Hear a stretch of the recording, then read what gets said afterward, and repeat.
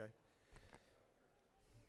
Senate will come back to order. Would ask that senators come back to the chamber as we are about to begin debating additional bills today.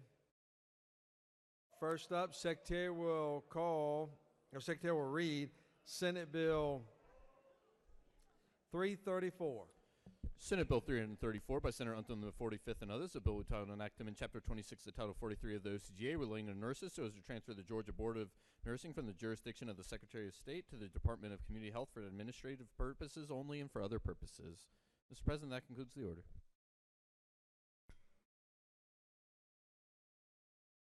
Chair recognizes the distinguished senator from the 45th. Present the bill.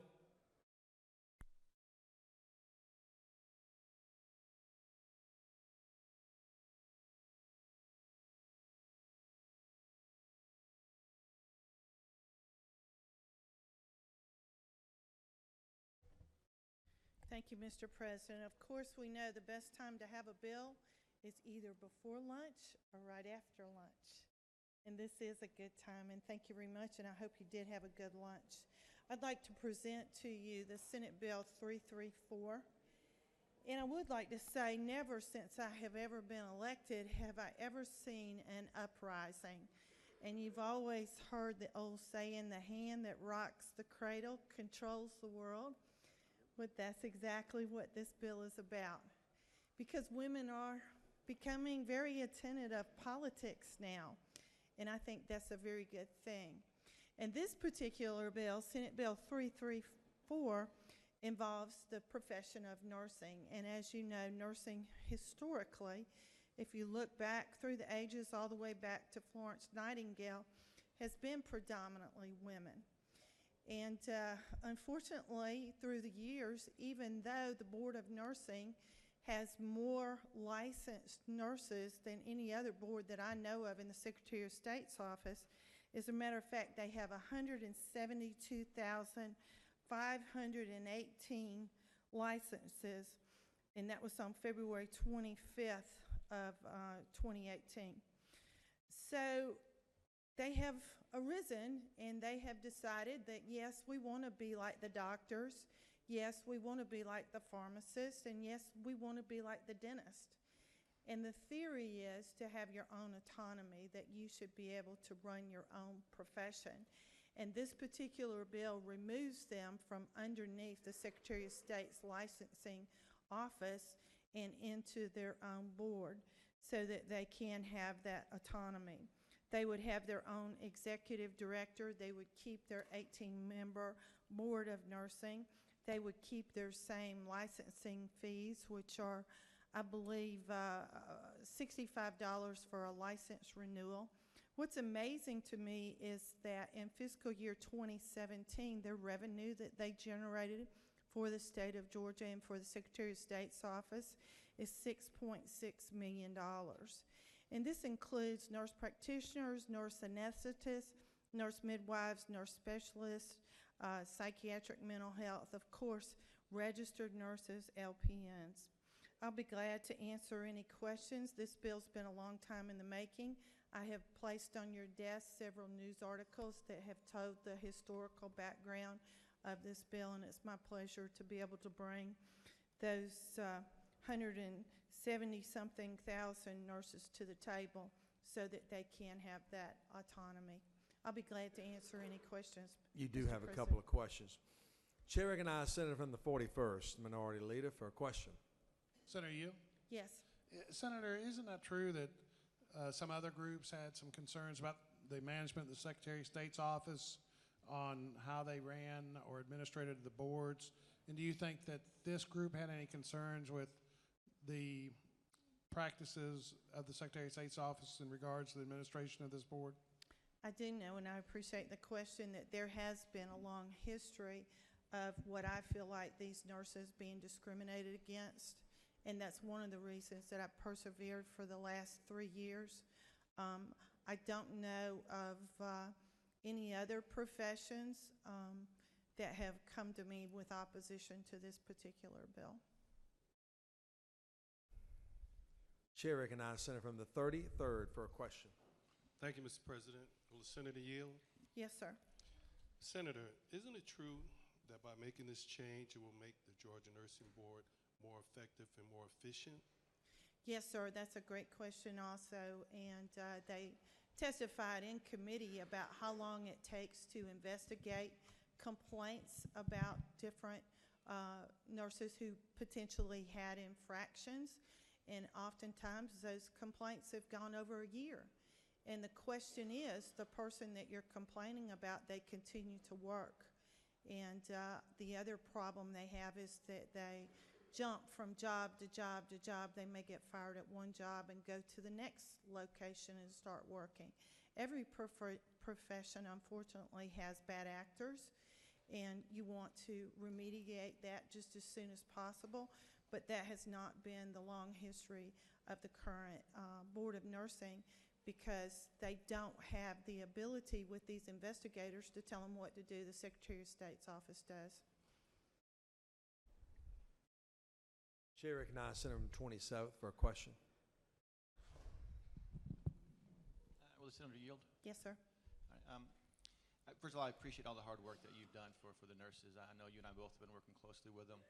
And can you kind of just let us know how long the nurses have been trying to get, better representation, more efficient processes within the Secretary of State's office? Just help us understand this is not a knee-jerk reaction, but something that they've put a lot of thought into. No, it hasn't been. I appreciate that question, too. It's been about, I guess, 3 years now with the current Secretary of State's office. And it even goes further back when the medical doctors, when the pharmacists, and the dentist, and the nurses sat back. And like I said, that's why it's an awakening to them, that they sat back and that they gave them the benefit of the doubt. And they said, well, maybe things will get better. Let's give them that opportunity for it to get better. But unfortunately, it hasn't gotten better. And one of my questions was, well, maybe, we'll have another Secretary of State.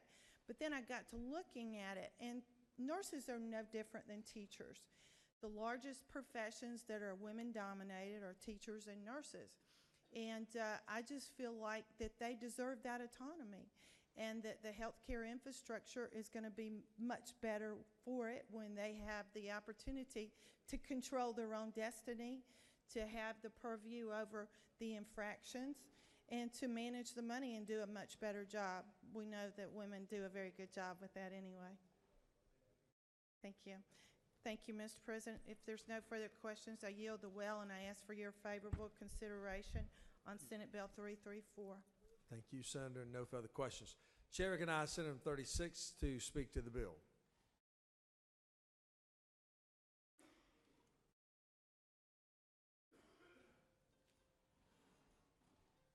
Thank you, Mr. President.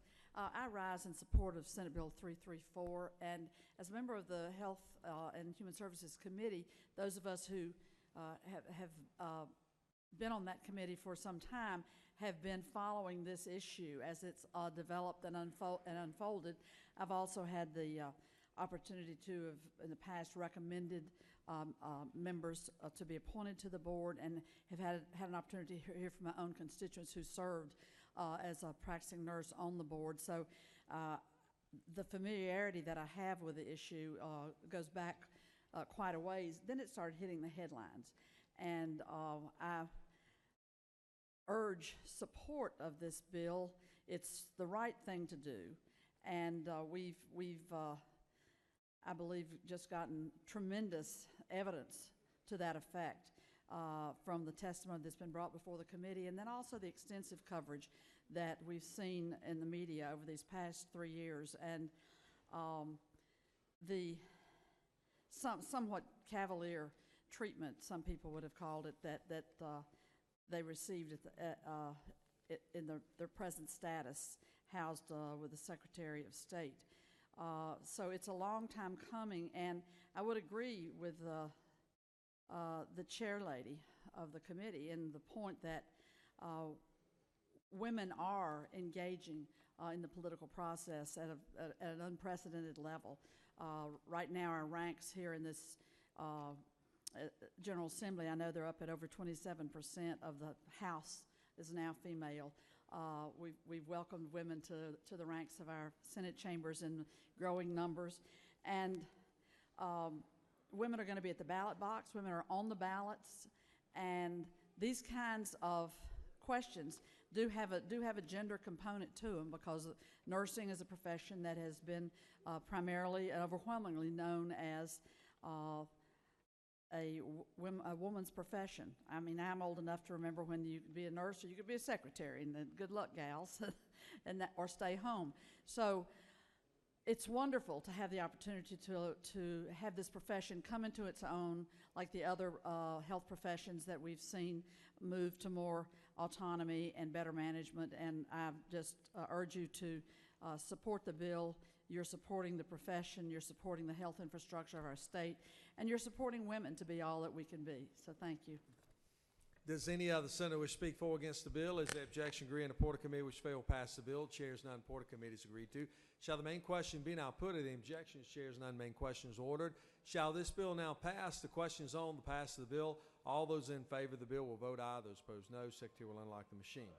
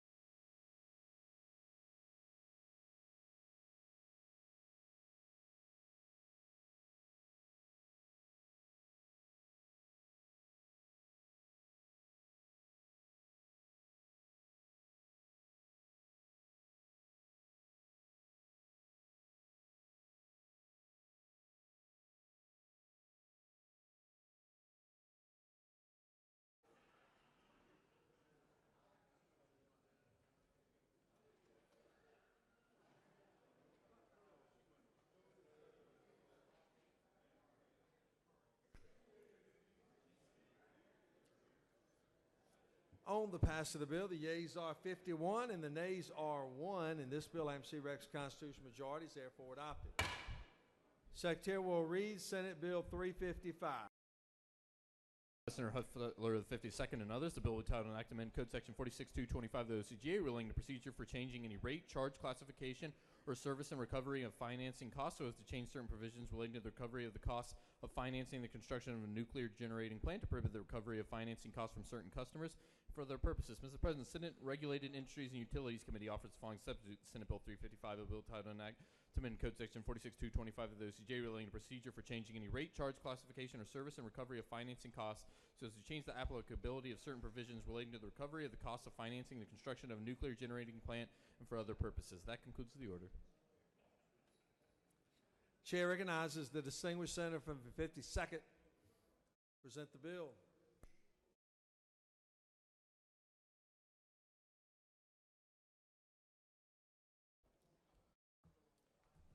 Thank you, Mr. President. This bill is a sunset of Senate Bill 31 from 2009 that created the Nuclear Financing Act.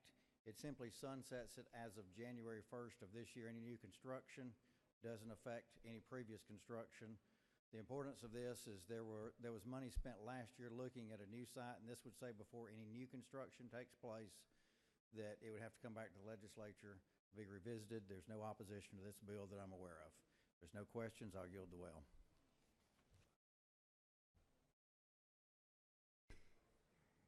No questions. The question is on the adoption of the committee substitute. Is there objection? Without objection, committee substitute is adopted. Now, does any other senator wish to speak for or against the bill? Is there objection? Agreed to report of committee which fair will pass the bill. Chairs none. Report of committee is agreed to. Shall the main question be now put? Any objections? Chairs none. Main question is ordered.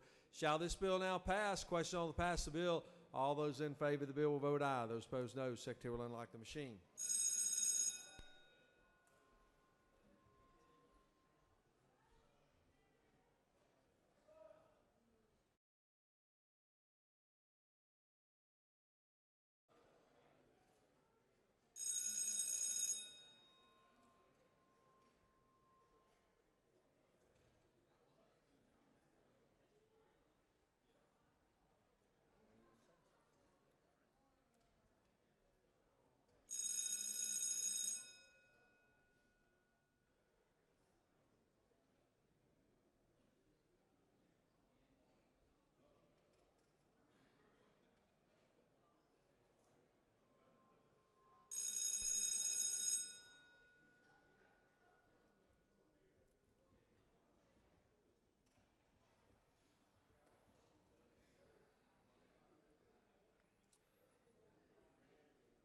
On the pass of the bill, the yeas are 51, the nays are 2.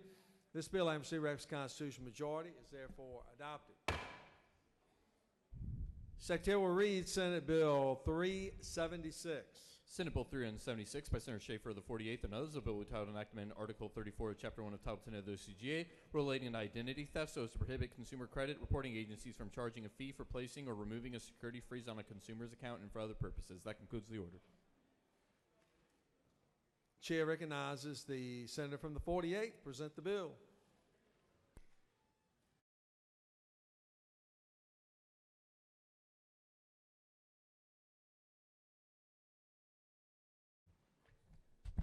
Mr. President, ladies and gentlemen of the Senate, 10 years ago we passed legislation that allowed any Georgia consumer to freeze or unfreeze and then unfreeze his credit data. While the credit data is frozen, the Credit Bureau could not sell that information to a third party. We capped the fee for that transaction at $10. We subsequently lowered it to $3, and the bill before you will eliminate the fee altogether. It's my belief that Georgia consumers should not be charged money to protect their own data from being sold to people with whom they do not do business. And the reality is that our personal information has been compromised so many times that everyone ought to take steps to protect their data and should not be charged for it. This bill came out of the Banking and Financial Institutions Committee with their unanimous do pass recommendation. I urge your favorable consideration, and if there are no questions, I will yield the well. I do have a couple of questions, Senator. Chair recognizes the Minority Leader, Senator from the 41st. Senator Yield? Yes, sir. Senator, is it not true that the senator from the 6th had Senate Bill 345 that was virtually the same bill, and that is it not a good thing when both Democrats and Republicans independently come up with good ideas to serve Georgia citizens? I was not aware of the first part of the question, but agree with the second part of your question.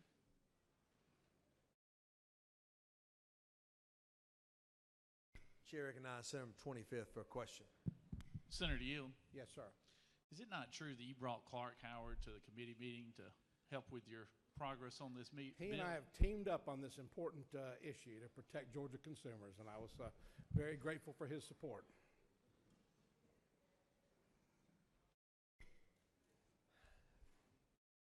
There's a lot more questions, Senator, but in light of what your future holds, I'm going to ask you to yield the well. Any other senator wish to speak for or against the bill? Is the objection agreed to report of committee which fail pass the bill? Chairs none. Report of committee is agreed to. All those in favor of the bill will vote aye. Those opposed, no. Secretary unlike the machine.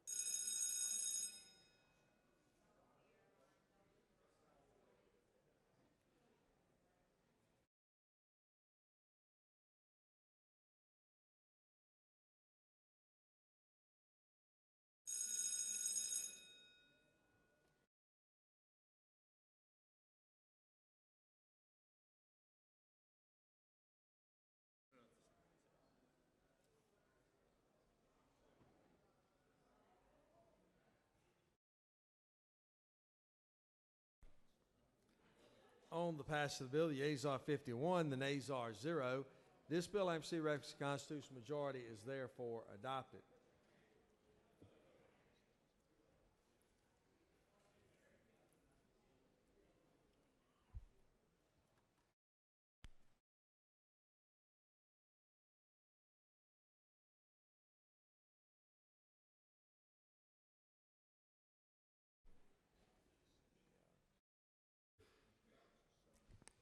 Let me have the Senate's attention for just a moment.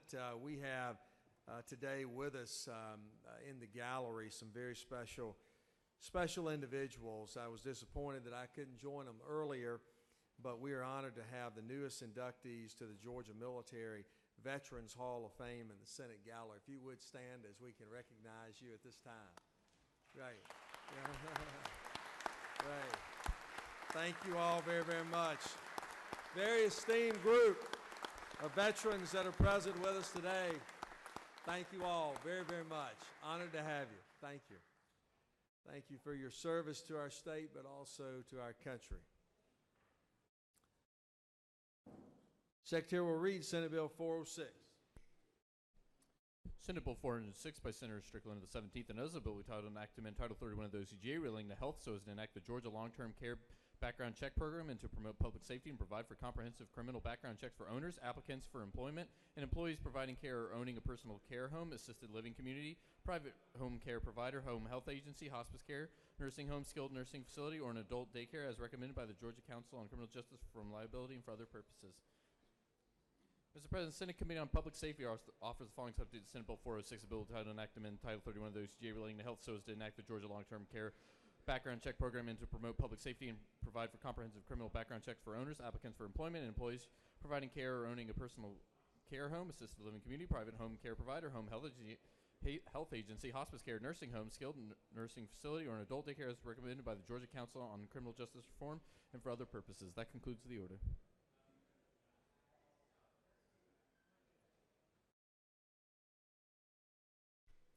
Chair recognizes Senator from the 17th present the bill.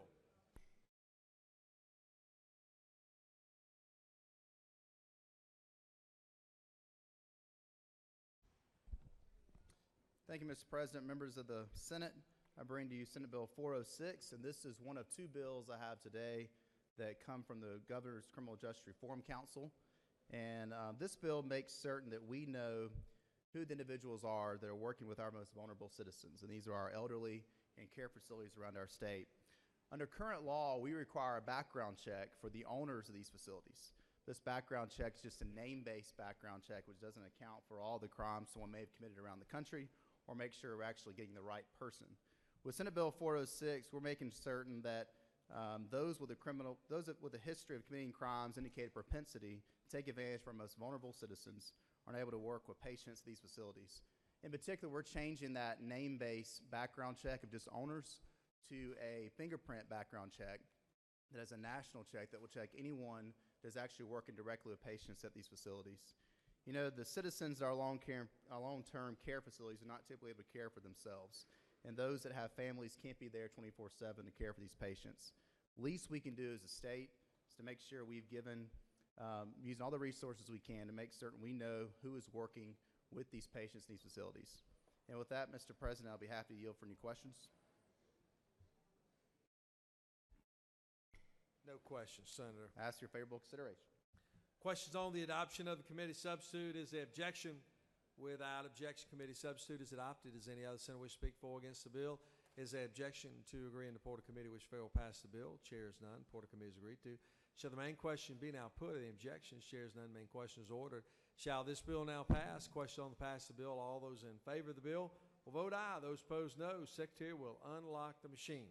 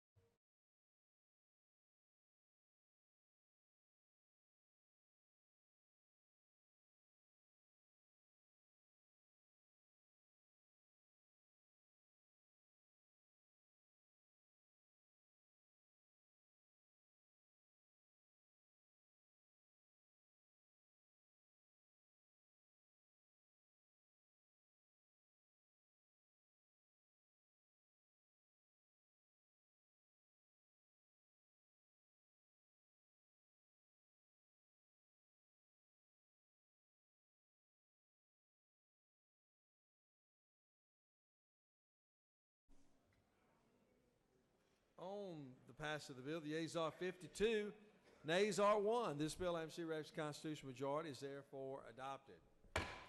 Secretary will read Senate Bill 407.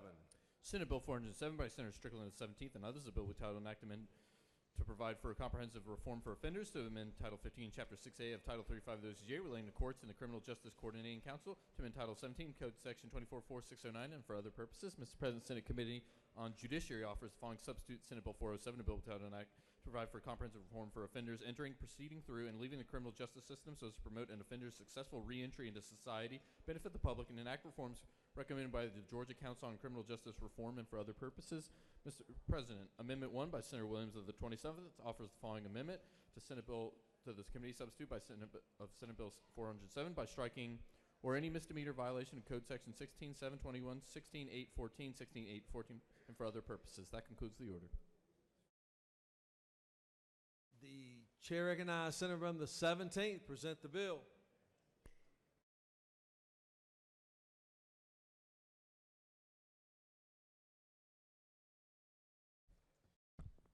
Thank you, Mr. President. Members of the Senate, I bring to you Senate Bill 407. This is the second bill I have that comes to the recommendation of the Governor's Criminal Justice Reform Council. And before I present this, I do want to just take a second to look at some statistics, looking back at the criminal justice reform legislation we've taken on since Governor Deal took office, based on recommendations from this council.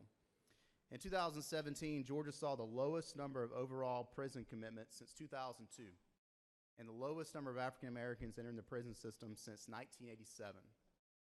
From 2008 to 2016, Georgia experienced simultaneously decreases in overall crime, down 24%, and imprisonment rates down 6%.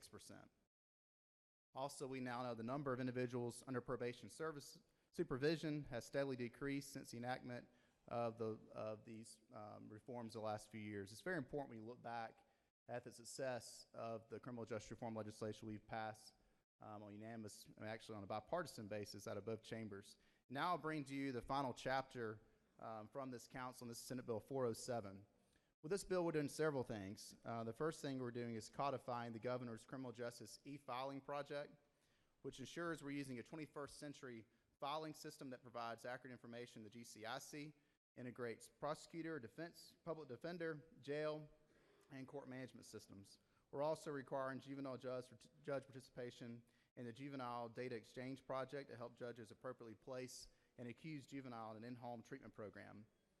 We also continue to reserve our penal system for those that need to be locked up by confirming the ability for certain offenses to be prosecuted by way of citation, reforming our misdemeanor bail process to ensure we are protecting public safety while also considering private liberty interests inherent in the right to bail.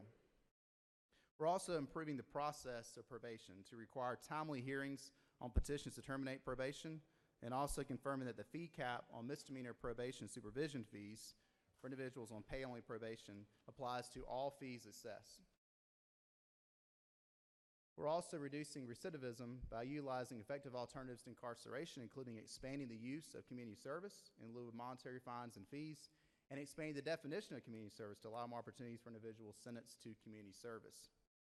We are confirming the ability of DDS to issue limited driving permits, ignition interlock devices, and probationary licenses to participants in accountability court programs. We're also improving the parole process and medical care of elder inmates by providing a process for Medicaid determination while a parole-eligible inmate is incarcerated and placement in a long-term care facility. And finally, we're continuing the reform efforts to reserve the most expensive correctional sanctions for violent or serious offenders by enhancing penalties for certain crimes involving firearms. And Mr. President, members of the Senate, this council has spent a lot of time going through this legislation. I've worked with all parties involved, gone through several drafts. I was very happy with the substitute we passed out of Senate Judiciary Committee. There is one amendment being offered. I ask that you stand by the recommendation of the council, all those that came together at the table to work on this bill, which again passed unanimously with bipartisan support. The Senate, I think the amendment would actually create some confusion. It deals directly with the part of the bill that talks about some offenses that can be arrestable by citation.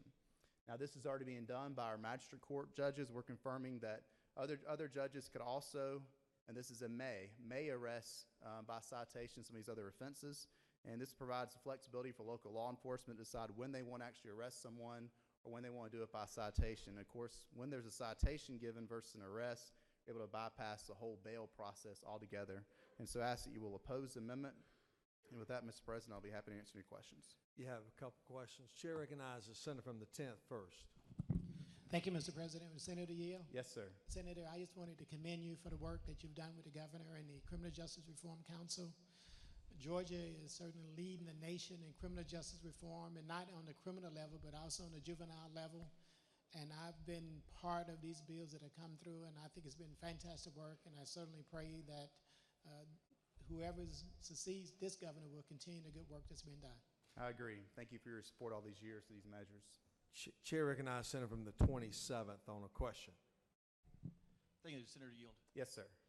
On the citation process, my understanding is infraction is incurred, the police officer on hand apprehends the suspect and then writes out a citation.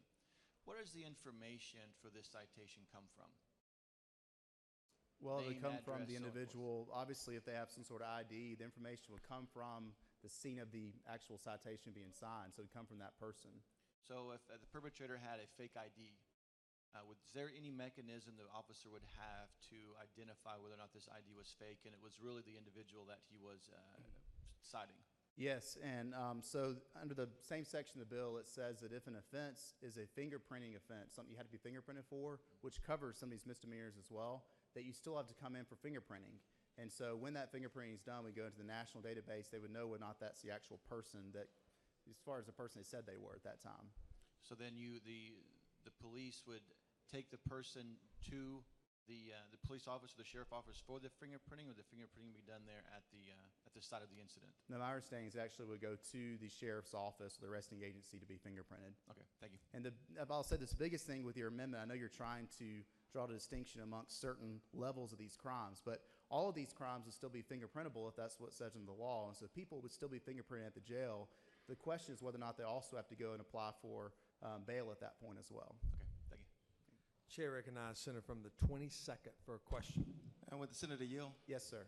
Isn't that true that the amendment might actually preclude and actually mandate the arrest of a person for criminal trespass where the amount may be very small and actually usurp what the governor is trying to do in this situation? That's exactly right. The amendment takes away discretion from that law enforcement officer. And as I was getting to with the other senator, it's not that you're going to know anything more by arresting this person. You're still going to be fingerprinted for some of these offenses. We'll know whether or not it's the person they say they were, and so the arrest doesn't accomplish anything. All right, thank you, Senator. Thank you. Chair recognizes Senator from the 34th for a question. Thank you, Mr. President. Would the Senator yield? Yes, ma'am. Senator, I too commend you all on all the work that you've done in this area. However, I consistently get questions from folk in my district about expungement. We have moved so far in helping and doing much better, and we are seeing the numbers go in the right direction. But does this bill at all speaks to expungement, or where are we with that? It does not deal directly with expungement. We've had other bills in the past that have dealt with that, but this does not deal with that in this bill directly. Thank you. Chair recognizes Senator from the 26th for a question. Senator Yield. Yes, sir. Senator, will this bill do anything to allow one to, rather than post bond, leave on his own recognizance? So the offenses we clarified that I was addressing a minute ago, that we've clarified that certain offenses that you commit, and they are on page 7 of the bill. And so we have clarified that those offenses, when you have a citation, will not require you to actually be arrested and try to post bond. No further questions, Senator. Thank you. I ask for your favorable consideration. Chair recognizes Senator from the 27th speak to his amendment.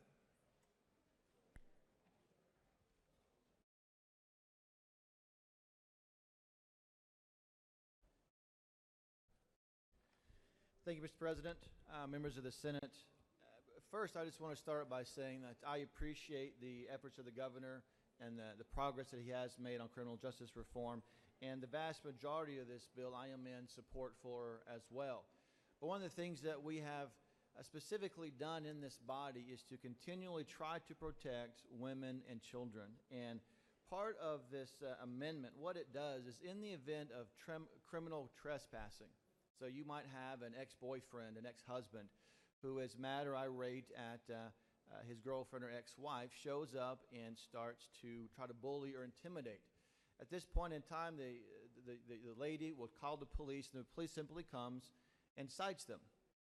Now, the police may assess the situation and arrest, but it's not required to. What this amendment will do would be required this individual to be arrested if it escalates to the point where the perpetrator is starting to destroy property. If this guy tries to beat in a door, break a window, extends the bullying or intimidation, it then requires the officer to arrest this individual that's taking him down and kind of taking them out of the situation for hopefully an extended period of time. And also in the case of shoplifting, if somebody is stealing a TV or something in the excess of $100, it would also be required to be arrested, whereas right now it's only, I believe, $500. So that's pretty much the essence of the bill, and if there are any questions, I'd gladly answer them. No questions, Senator. Thank you. Chair recognizes Senator from the 6th to speak to the bill.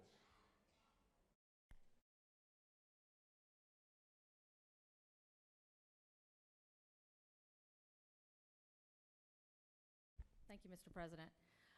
As a lawyer and as a member of this body, I rise in support of this bill as written. I want to commend the work of the Criminal Justice Reform Council and Governor Deal and his staff, and specifically his legal counsel.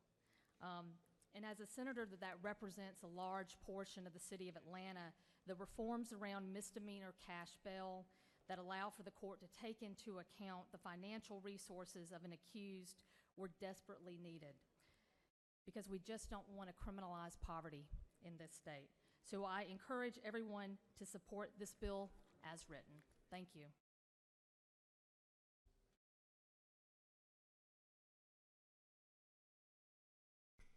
Question is on amendment number 1, authored by the senator from the 27th. Is there objection? There is objection by the senator from the 17th. All those in favor of amendment number 1 will vote aye. Those opposed, no. Secretary will unlock the machine.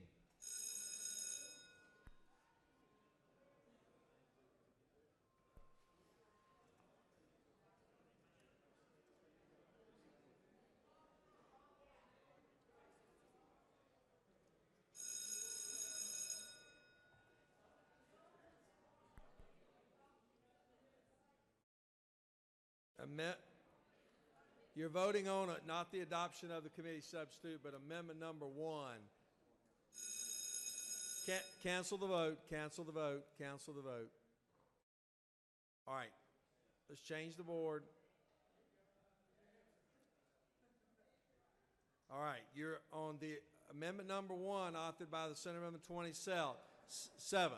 All those in favor will vote aye. Those opposed, no. Secretary will unlock the machine. Senator from the 27th amendment, amendment number 1.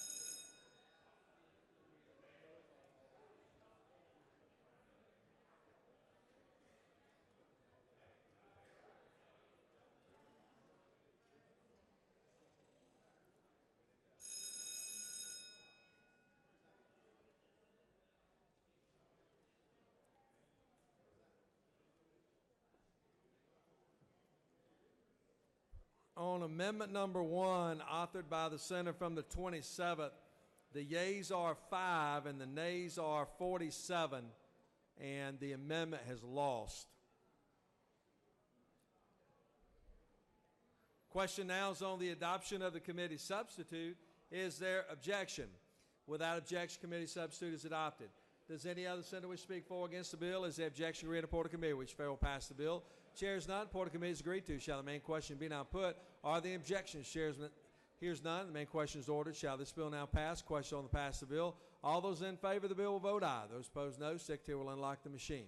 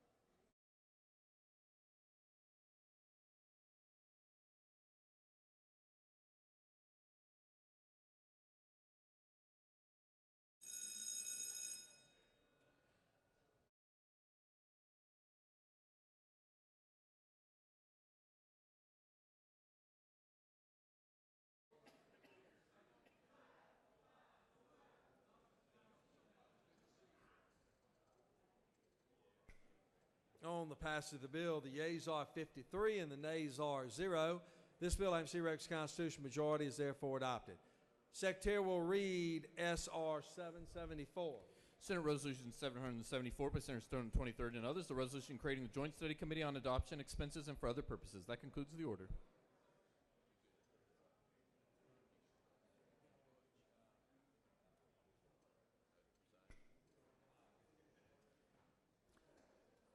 Chair recognizes Senator 23rd.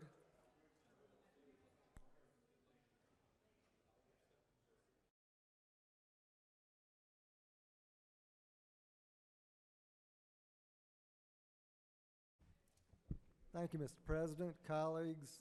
This resolution, sets up a study committee, a joint study committee for looking into adoption expenses.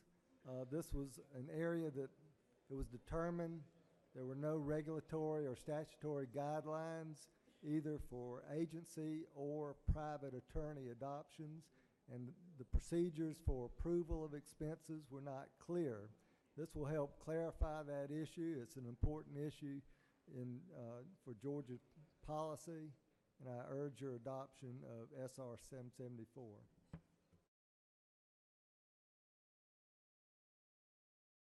And if there are no questions, I yield the well. No questions, Senator. Does any other senator wish to speak for or against the bill? Is the objection agreed, report of committee which fair will pass the bill? All those in favor of the resolution will vote aye. Those opposed, no. Secretary will unlock the machine.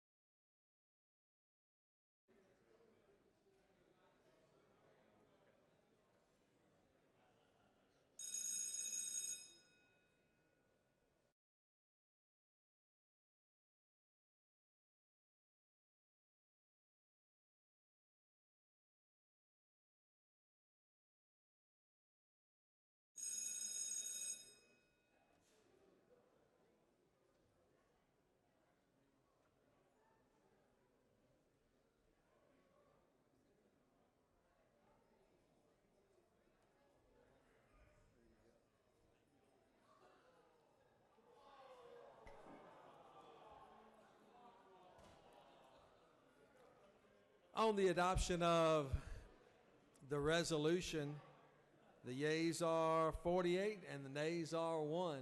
This resolution receiving requisite constitutional majority is therefore adopted.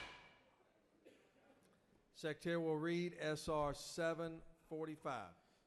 Senate Resolution 745 by Senator Miller of the 40th and others. A resolution recognizing Robert H. Bob Bell and dedicating interchanges in his honor and for other purposes.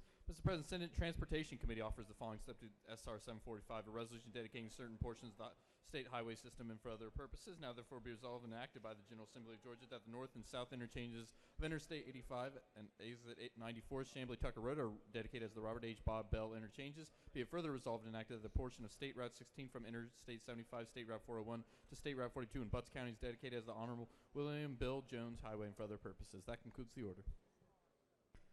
Thank you, Mr. Secretary. Call upon the senator from the 40th to present the bill.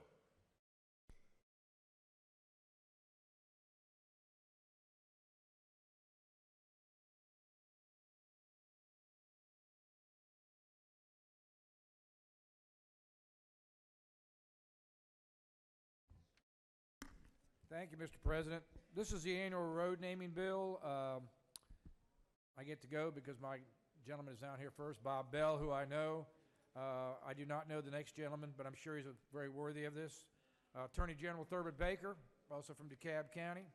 Mr. Simpson, Mr. Bowen, who I do know, as well as Mr. Stevens, and finally Mr. Williams, who I know as well. So I commend this for your approval, and so we can send it over to the House and honor these people accordingly. If there are no questions, Mr. President, I yield well. There are no questions, Senator. The question is on adoption of the committee substitute. Is there objection to the adoption of the committee substitute? Hearing none, the committee substitute is adopted. Does any other senator wish to speak for or against the resolution? Is there objection to the agreeing to the report of the committee, which is favorable to the adoption of the resolution by substitute? The chair hears none. The report of the committee is agreed to. Shall the main question now be put? Are there any objections? The chair hears none. And the main question is now ordered. Shall the resolution now be adopted? The question is in on the adoption of the resolution by substitute. All those in favor of the resolution will vote yea. Opposed will vote nay. Mr. Secretary, if you'll unlock machines. Senator from the 53rd, you were too late.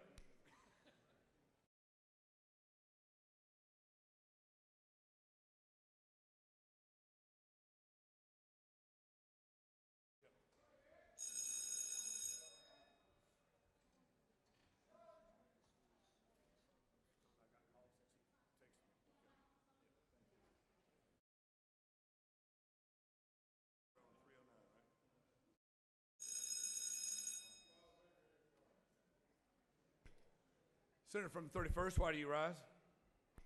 Inquiry. State your inquiry. Do you think that perhaps you were chosen to preside because you can't get to your seat to push the button? Senator from the 31st, would you smile when you ask those questions? Certainly.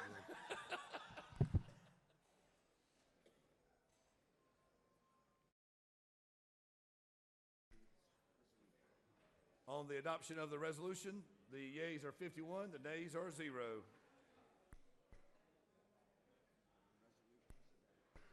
The resolution is therefore adopted.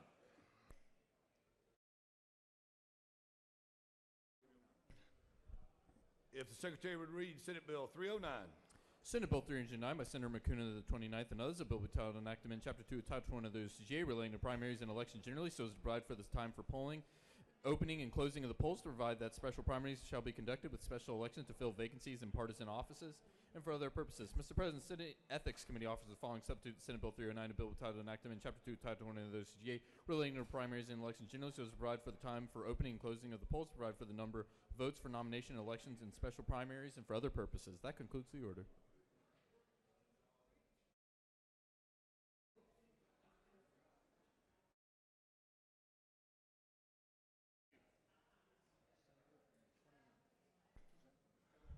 The distinguished senator from the 29th will present the bill.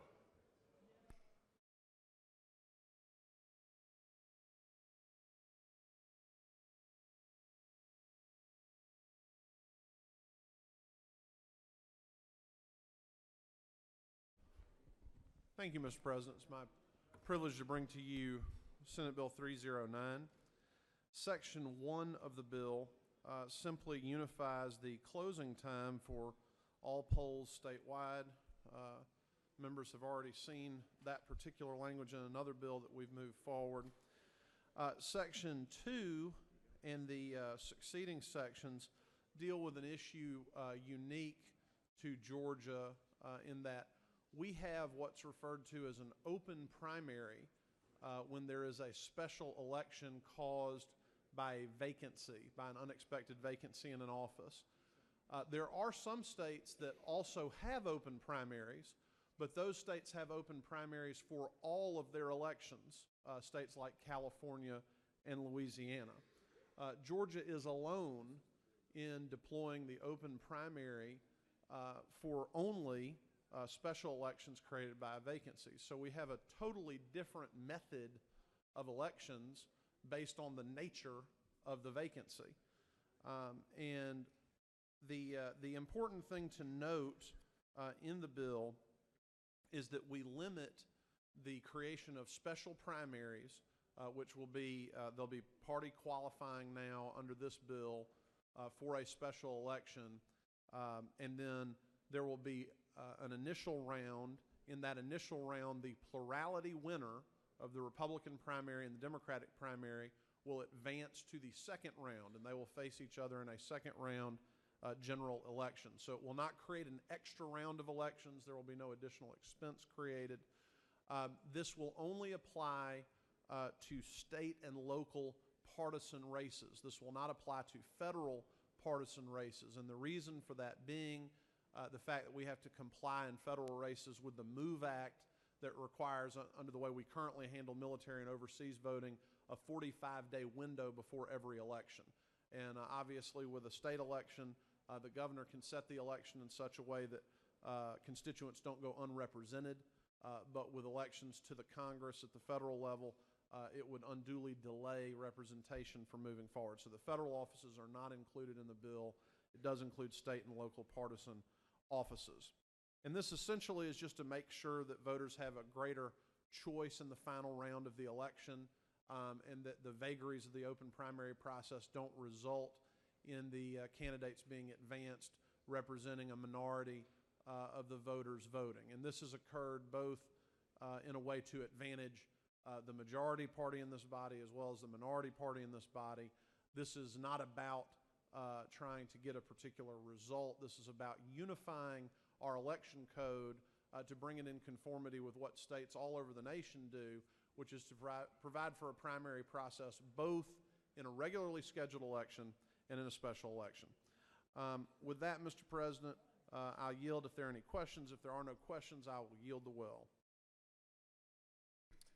Senator, you have a couple of questions. Senator from the 10th. Thank you, Mr. President. Would the senator yield? Yes, sir. Senator, why do you feel the need to change the election poll time for Atlanta from 7 p.m. to from 8 p.m. to currently 7 p.m.? Why do you need to do that? Well, Senator, I believe that current law creates a great deal of confusion.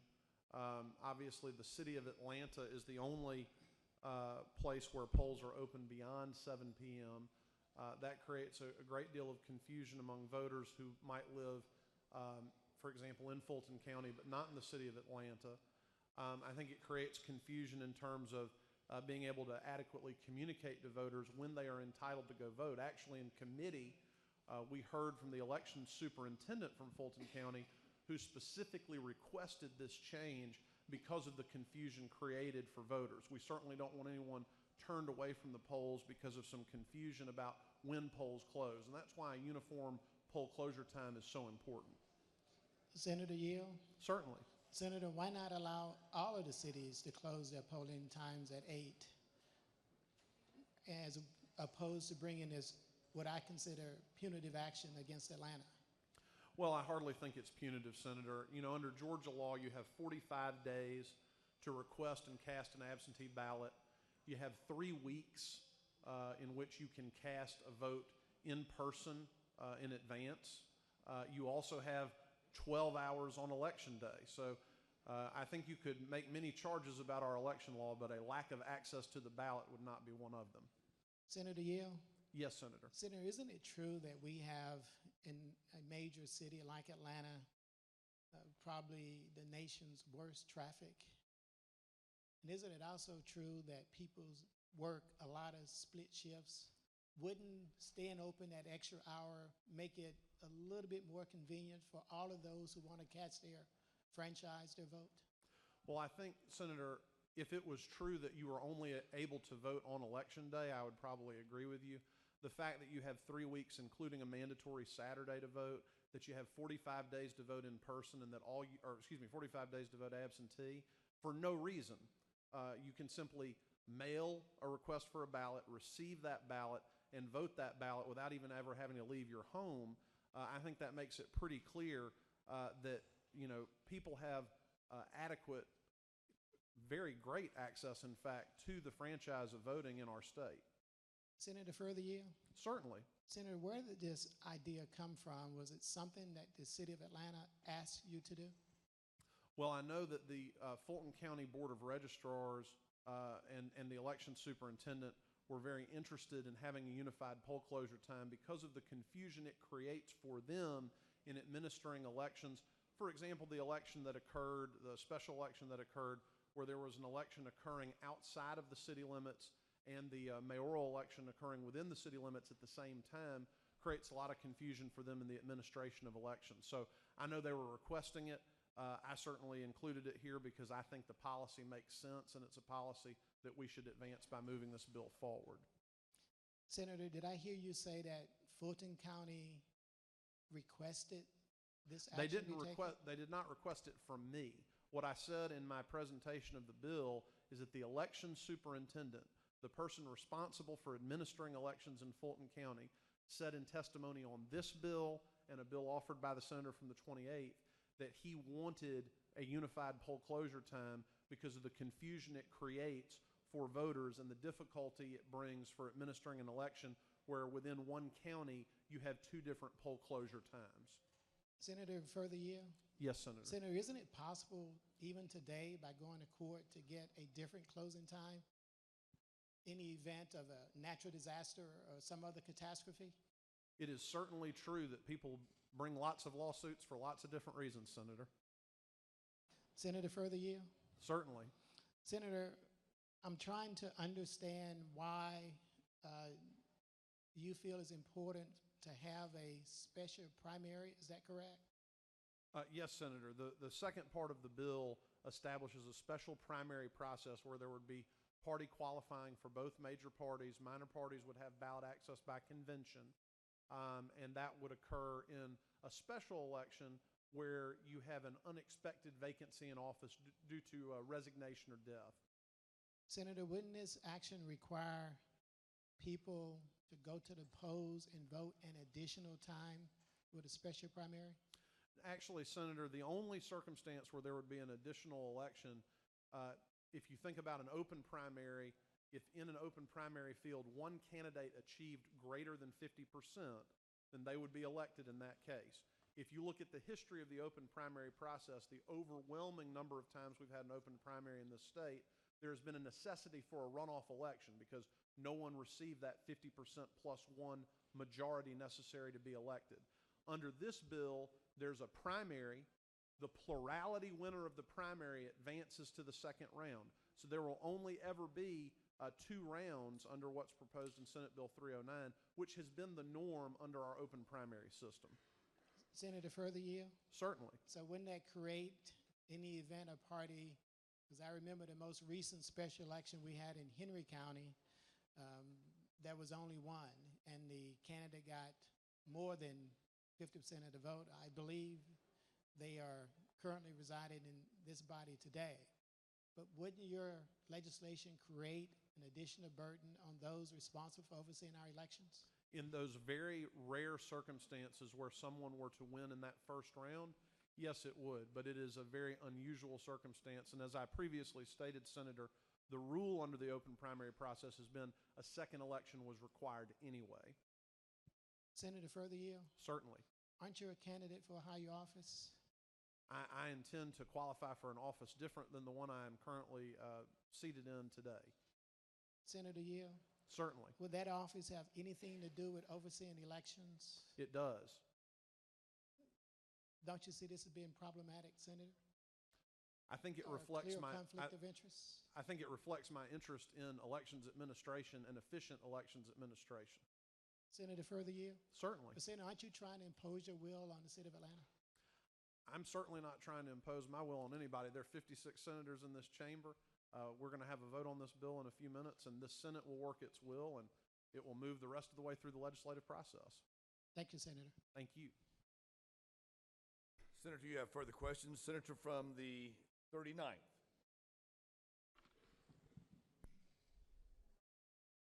For the Senator Yo. Certainly. Hi, did you speak with the city of Atlanta about these rolling back of times for voting? I'm sure it's not your intention to take away additional time for people to access the ballot in the city of Atlanta, but representing the city of Atlanta, trying to find uniform voting times, don't you think it would have been better to move everybody to 8 o'clock instead of reducing the time that my voters have that I represent in the city of Atlanta by 1 hour to 7 o'clock? Well, I certainly appreciate the senator's position on this issue.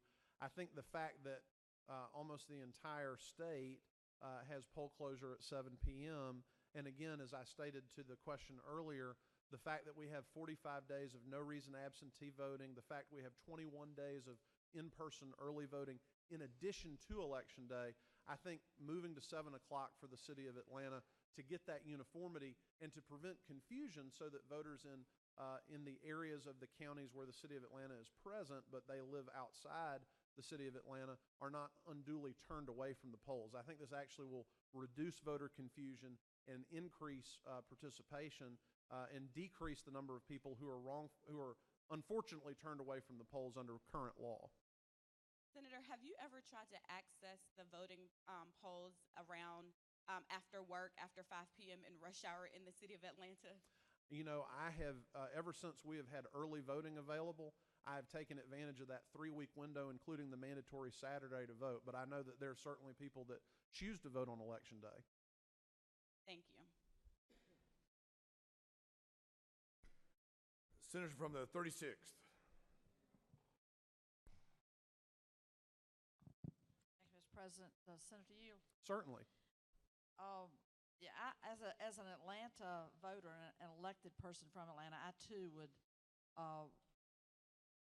question the wisdom and the motive of seeking to close down our polls earlier than the. I've still not heard a compelling reason or why the gentleman from Columbus wants to get involved in when we go and vote in Atlanta. Could it be that there's a big Democratic vote there? Could there be some partisan interest on your part in proposing this legislation that shuts down a big Democratic vote an hour earlier? I can understand the senator making that charge if Georgia was like some states that don't have no reason absentee voting for 45 days prior to an election, or if Georgia wasn't a state where we have 21 days where people can vote in person early, including a mandatory Saturday in the city of Atlanta, in addition to 12 hours on Election Day, which is what this bill would allow. But I think most people would agree that that is an awful lot of access to the vote, Senator. Does Senator yield for a series of further questions? Certainly. Thank you.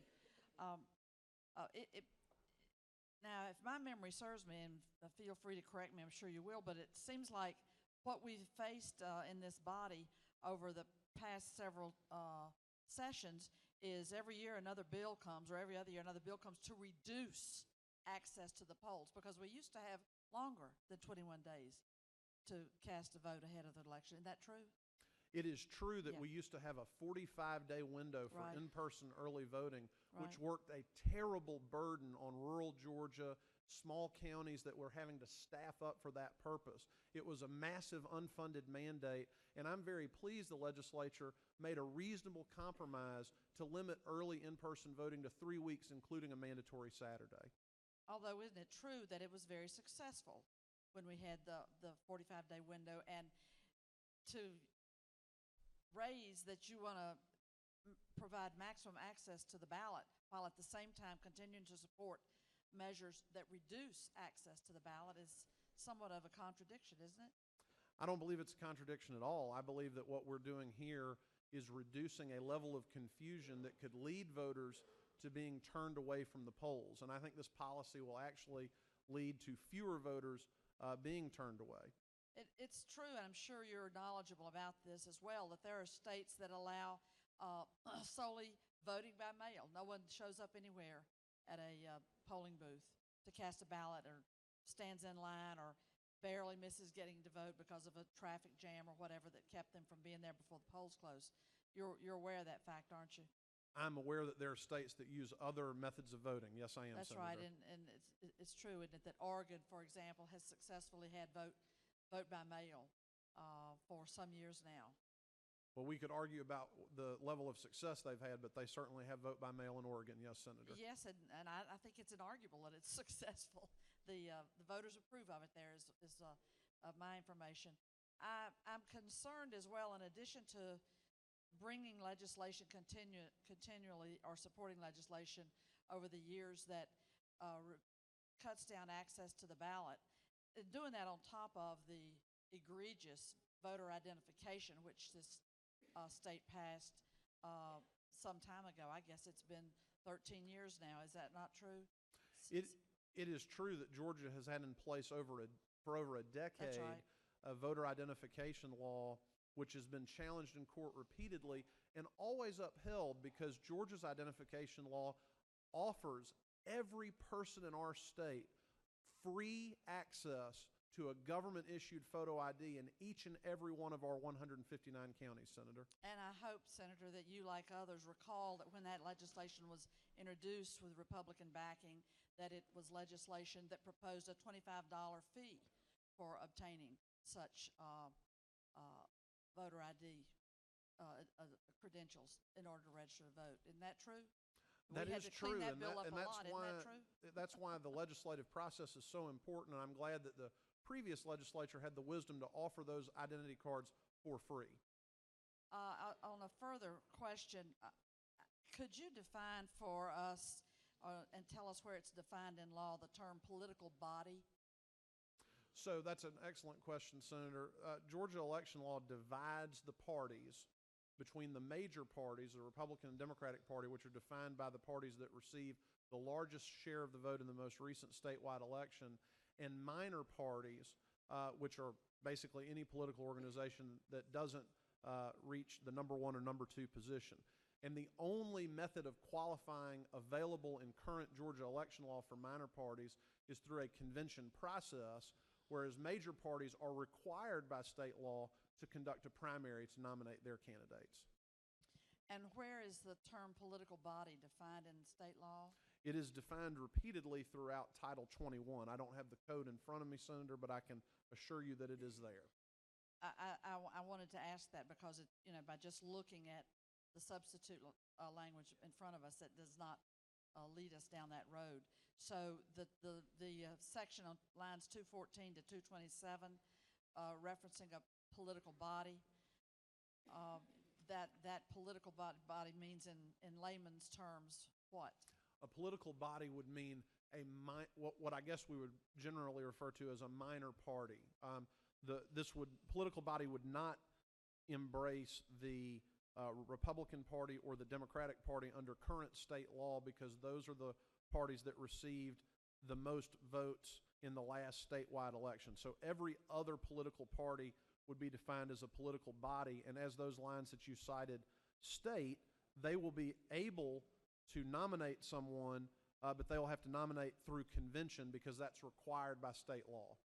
So this does not cover the Republican and Democratic Party? I mean, you didn't spend, I don't think, much time when you presented the bill on that. That's why I'd like to ask, a couple more questions about what the impact of that is. That does not mean the Republican Party or the Democratic Party? Right. As I've stated to your previous question, Senator, a political body that is seeking to nominate a candidate in a special election for a partisan state or county office nominates by convention, and that convention must take place prior to the holding of the special primary election. And does the language in your bill change the length of time, when the election is set? Is it now, it no longer has to adhere to a time frame? It's at the will of the governor? Could you clear that up for us? Yeah, there's language in here giving the governor the authority to set the date of the election, and the timing of that varies depending on the number of months available in the unexpired term of office. If you look at lines 248 to 253, if there are more than 12 months remaining in the unexpired term of office, the governor shall issue within 10 days after the occurrence of the vacancy a writ of election for a special primary and special election to fill such vacancy, which shall be held on the dates named in the writ, which shall not be fewer than 30 days after its issuance. If you go on and look at lines 279 and following on page 9, if there are 12 months or less remaining in the unexpired term of office, the issuance of a writ of election to fill such vacancy shall be in the discretion of the governor, except as otherwise provided in paragraph 3. And if the governor chooses to issue such writ of election to fill such vacancy, such special primary and special election shall be held on the dates named in the writ, which shall not be fewer than 30 days after its issuance. Senator from the 36th. Senator from the 36th, we have several other questions. If we could Sure, make I'll sure wrap that that we up. give So- everyone an opportunity. Thank you. So then finally, that reduces the amount of time for people to be aware of the vacancy and offer themselves, could make the decision, that hard decision to offer yourself for an office that comes about very suddenly because you took 60 days out. And The moved previous forward. language gave a window of 30 to 30 to 60 60. days. What- That's yeah, right. And what so was- this changes it to fewer than 30. Why'd you want to lock that down? Well, again, given the process that we're undergoing, where there'll be a qualifying, a primary, and then a general election, making sure that we're not unduly delaying the time in which the office is filled is what led us to that decision on the time frame. My final question, if you will accept it, is to explain the impact of striking lines 212 through 214 that says candidates in special elections for partisan offices shall be listed alphabetically and may choose to designate on the ballot party their affiliation. The affiliation selected by candidate shall not be changed following the close of qualifying. You struck all of that language. What would the impact of that be in the real world? Correct. So in an open primary, under current Georgia law, no candidate has to claim a political party at all. So essentially, when you go through the open primary qualifying, you can designate a party. You can choose not to designate a party. Since we are moving this into the same paradigm as a regular election, where you will have a clearly identified candidate by a political party, that language was no longer necessary because the candidate will not have the choice to designate a party affiliation on the ballot. They will be going through the party to be nominated. But not through the Republican and Democratic Party? Well, again, you're going to have the Republican Party and the Democratic Party hold qualifying for a special primary election, and then the minor parties would nominate through convention. So regardless so of that's a real change. That's a sea change, isn't it, to the process that somebody wanting to run for office in Georgia would have to go through a Democratic. It is a or process identical to the process the people in this chamber go through or will go through next week. Thank you for entertaining my question. You two are match made in heaven. I call upon the senator from the 40th.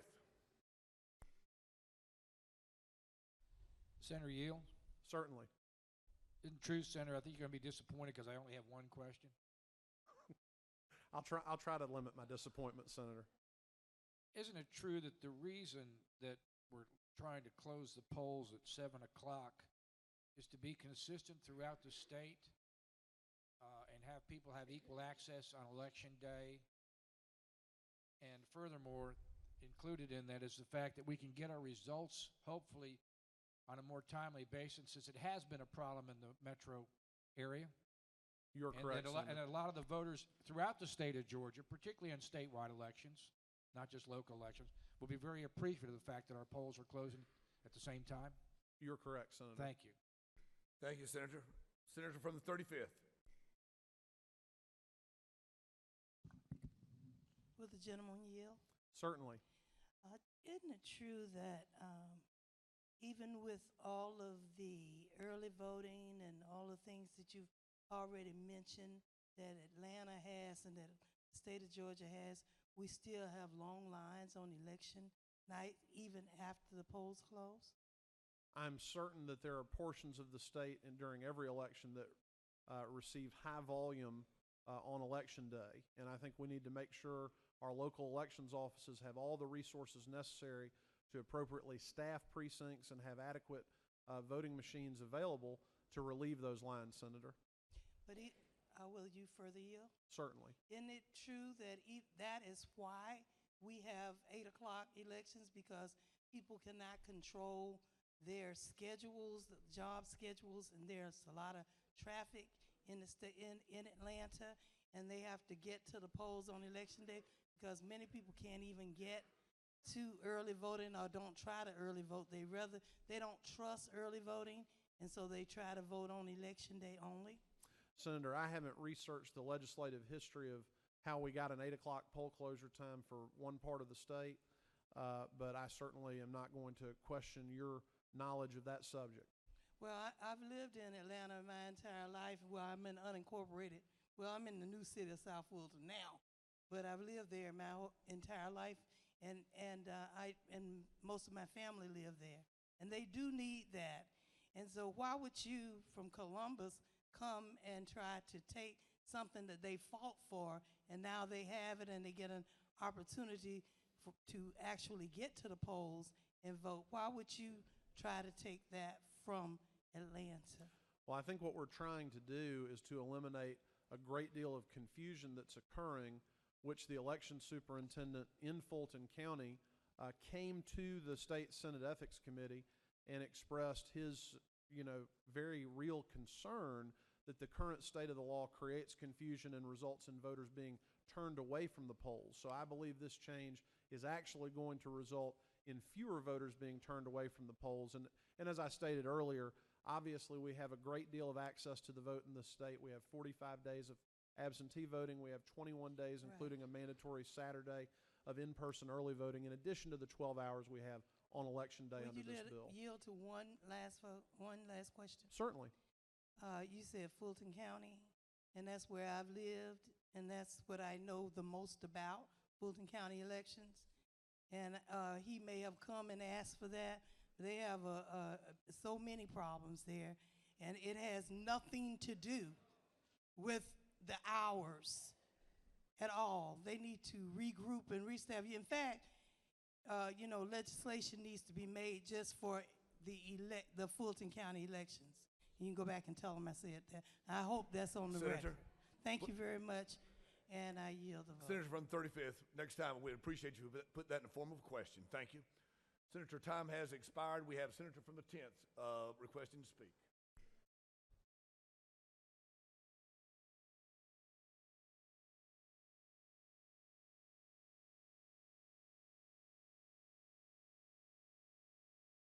Thank you, Mr. President, and members of this body. I rise in opposition to Senate Bill 309. Having grown up in the city of Atlanta, been birthed there, relatives that live in this city throughout their life, and knowing the problems that we have with traffic and trying to gain access to the ballot, I have no idea why a senator who is seeking an office that would oversee these elections are trying to tell the city of Atlanta why they shouldn't have their ballot boxes open for another hour. It disturbs me when we sit in this chamber and we try to limit access to voting. That presents a problem for me. I don't know of any complaint, and I used to represent part of Atlanta and countless people I know that live there, of any complaint that I ever heard from somebody saying, we're open too late to go and vote. As a matter of fact, it's just the opposite. With the busy schedules that we have and the countless other duties that people in the city have, you would think that we would want to make it easier for people to vote. Had this bill not been engrossed, I would have submitted this as Amendment 1, which basically would have given any city, regardless of their size, the opportunity to decide for themselves whether or not they wanted to stay open till 8 o'clock to vote. I don't think we should limit access to the ballot box. As a matter of fact, I think we should expand it. And I don't know why this should be a partisan issue. There's nothing partisan about voting, because the Democrats would have the same access as the Republicans, the Independent, or Green Party, or anyone else to the ballot box. Folks, I think we are setting a dangerous, dangerous precedent in this case, particularly from someone who seeks the office of overseeing the elections. It sends a bad signal, a really, really bad signal to all of the election boards across this state. And I don't know whether or not he's spoken to anyone else other than Fulton County, but my chief of staff is the Board of Election Chairperson for DeKalb County. And I can tell you emphatically that DeKalb County is opposed to Senate Bill 309. And I would encourage all of us to take a deep, deep, hard look at this vote before we cast it, and do as I do, vote this bill down. And Mr. President, if there aren't any questions, I yield the well. You have a couple of questions, Senator. Senator from 34th. Thank you, Mr. President. Senator Yield. Always for the gentle lady. For a series, just quickly. Like you, I was born in downtown Atlanta, grew up in downtown Atlanta. The very first time I got a chance to vote, was it not in the city of Atlanta? If the gentle lady so states. Senator, if you'll further yield, because Atlanta is the capital city, we here in Georgia bragging about being the #1 place to do business, people keep flocking to Atlanta. We want to make sure we help people, not hurt people when it comes to access to the ballot box. Is that not true, Senator? That is absolutely correct, Senator. Last question, Senator, if you're further yield. Absolutely. Because we know, and this is Black History Month, that too many people bled, fought, and died for this right, we need to be looking at expansion. We mentioned rural Georgia, which rural Georgia does not look like our capital city, Atlanta, Georgia. And because of that population difference, we need to always keep it first and foremost in that we want to make sure everybody who has that right to vote continue to have ample opportunities to vote. Is that not true, Senator? Senator, you are so absolutely correct. And just think about this. The optics of this legislation is dangerous. For someone who wants to seek that higher office, overseeing the elections in our state, to now introduce legislation that says, let's close the ballot boxes early, particularly in our largest city. Just the optics of that in and of itself is a dangerous, dangerous precedent to set. Senator from the 13th. Recognized for a question. Thank you, Mr. Pro Tem. Would Senator yield? Absolutely, to my good friend from the 13th. Thank you. Senator, I've heard you have a lot of concerns about impairment to vote on that day, the traffic and so forth. Is that my understanding? Is that correct? Absolutely, Senator. Okay. So would you also agree, Senator, that staying open to 8 o'clock with your polls in Atlanta kind of slows down the whole process for the state?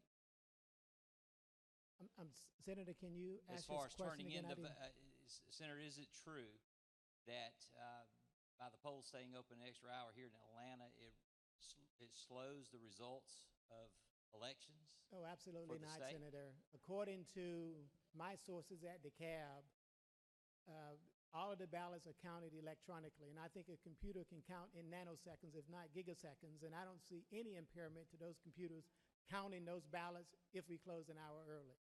And it's closing an hour later. An hour later, I'm sorry. Yeah. One last question, Sure. Senator. Since you're concerned about impairments, wouldn't it be true that if maybe we didn't sell alcohol in the cities that stayed open to 8 o'clock for voting, that may help with the impairment of people getting to the voting machines? Senator, I am not touching that one. Thank you, Senator. But as you so state. I hope the senator knows not of what he speaks. Senator from the 42nd. Thank you, Mr. President. Will the senator yield? Absolutely. Senator, I want to go back to the part of the bill that talks about changing the special election primary system. So if we make this change, and I believe, isn't it true that this legislation only makes this change for state and local elections and not for federal congressional elections? That's correct. So isn't it true that we would then have two separate procedures for nominating candidates and voting for candidates in two totally disparate sets of primaries, two different systems entirely for state and local versus congressional elections? Senator, you're absolutely correct. And isn't it true, Senator, that we can just look to the recent example of the open 6th congressional seat to see how confusing the process already is and how much more confusing this would make it? Isn't that true? Senator certainly knows of which he speaks. Well, if you recall, Senator, isn't it true that the original special elections for the 6th congressional district and the 32nd Senate seat were on the same day? That's correct. But isn't it also true that the runoffs were on 2 different days? That is absolutely correct. And isn't it true that this would then introduce yet another set of elections, probably on different dates, that would make it totally confusing for regular voters? Senator, you're absolutely correct. And just to add something to that, the most recent election that I had in one of my counties I represent, it was called about 30 days before we went into session. And had we had a special primary in there and another runoff, it would have delayed probably for another month or so the person being able to join this body. It did not, so it worked out extremely well, and I'm sure there's members in this body that would agree with me. If you'll yield for a couple more, Senator. Absolutely. Isn't it true that our election voting participation rates in special elections are already abysmally low? Absolutely, Senator. And they isn't are. it true that this plethora of different processes and different dates and numerous elections falling on different dates for different levels of government would make that more confusing and therefore depress the vote even further? I couldn't have stated better myself, Senator. And Senator, wouldn't you agree with me that all of this that I've outlined, all these different elections, different processes for different levels of government, and the fact that the dates already don't align is far more confusing than one city in Georgia keeping its polls open 1 hour, and that stated rationale is that it's too confusing? And I do agree with the gentle lady. Thank you. You're so very welcome. Senator from the 38th, you're recognized for a question, and time is running out. Thank you, Mr. President. Will the senator yield? Absolutely. Sorry, chairperson of our Democratic caucus. Is it not true that I am one of few senators that represent Atlanta? Senator, you certainly know of what you speak. And is it not true that I live in Atlanta? Absolutely, Senator. Okay. Is it not true that we have a major transportation problem in Atlanta? And by closing the polls early, you will be totally disenfranchising some people that are going to try to get from other places in the metro area to their voting precincts to vote. Senator certainly knows of what she speaks. I appreciate it. Thank you. You're welcome. Senator from the 35th, you are recognized for a question. Thank you. Will the gentleman yield? Absolutely. Isn't it true that since it's been a lot of questions about how long it takes for them to come up with the votes from Atlanta, that 30 minutes to less than an hour after the poll closes, you can go to any poll and look on the door of that poll and see the tally of those votes that came in those machines in every precinct in Atlanta? That is absolutely correct. So it is not any problem except logistics probably that the numbers come in late.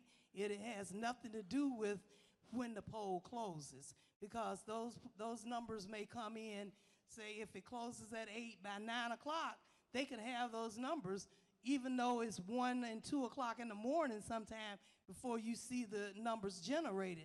It's a logistics problem, or it's the staff problems rather than anything else, in my opinion. Do you not agree? I definitely agree. Thank you. You're welcome. Senator, there are no more questions. Thank you. Mr. Presiding Officer, I yield well. Praise the Lord. Call upon the senator from the 26th.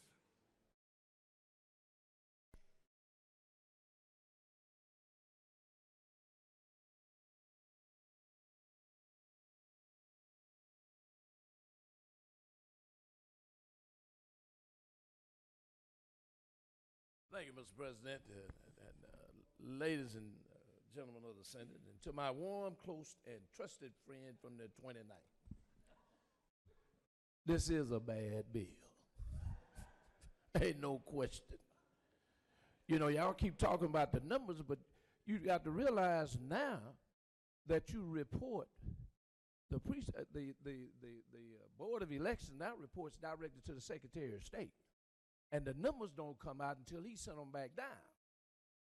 Used to be, when we vote with the machines, you knew what the vote tally was when you left the polling place when it closed because they posted them. In Macon, Georgia, they're not posting them. It comes to the Secretary of State's office, then you got to wait for it to come back down. Now, ladies and gentlemen, this is a bad bill. You all know what it is. It's about partisanship. Ain't no question about it. It's just like that tune old William Bell sang, try to love too. At the same time, just won't do. My good friend, I consider you a good friend, but I do understand what your bill does. And one of the things, I ran as in a special election, and it was a nonpartisan election. It was a state election. So I know about losing. I lost that one. But then I came back and won the other one. The problem is you're changing things, and especially if you start talking about Atlanta, Georgia. Let me say something to you. I drive back and forth every day, 40 days during the year. Leave Atlanta, Georgia at 5 o'clock and see where you're going to get. Leave. I get out of here. I'd rather wait till 7:30 to 8 o'clock and I can go down the road. I get into traffic in Atlanta, Georgia at 5 o'clock. When we get out of here and I don't have any committee meetings, I'm going home. I'm sitting in traffic for an hour and a half just to get out by the airport. Traffic is bad here. So the polls ought to be open long because you got all these folks traveling all across this county and this city to go home, to go to their own home precinct. So I don't know why we want to make a big issue about Atlanta, Georgia. It is the capital city. And it does drive everything that happens in this state. So we ought to be cognizant of that fact. Traffic is a major problem. We are trying to do something about it right now. We did 2 years ago by passing that $1 billion bill. We've got problems. But you ought not to take it out on the voters and use the voters as an excuse to close the polls. Let's be honest with ourselves. And I tell you, let's do the right thing. But now if you pass this bill, as I tell you, like one of my opponents told me one time, you want to fight? I'll show you how to fight.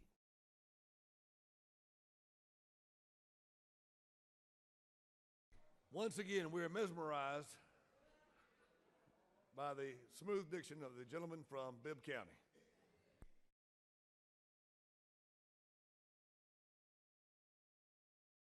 Senator from the 29th, do you wish to close? You do. Can we get a vote on that? Come forward.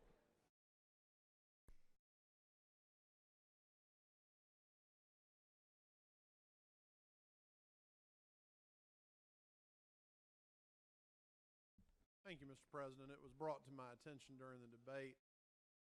The 8 o'clock poll closure time that's received a lot of discussion, that was in place before we had in-person early voting. It was in place back when you had to give a reason in order to get an absentee ballot. All of those things have changed in a way to increase access to voting and increase access to the polls. By unifying the poll closure time, we will reduce confusion. As far as the primary part of the bill is concerned, we are just making sure that the rules of the election are the same, whether it's a regular election or a vacancy caused by a death or resignation. So that's all it does. It levels the playing field. It takes Georgia away from being the only state in the nation that has one method of elections for special elections and a totally different one every other time there's an election. So I'd urge your vote for adoption. Thank you, Mr. President. I yield the will.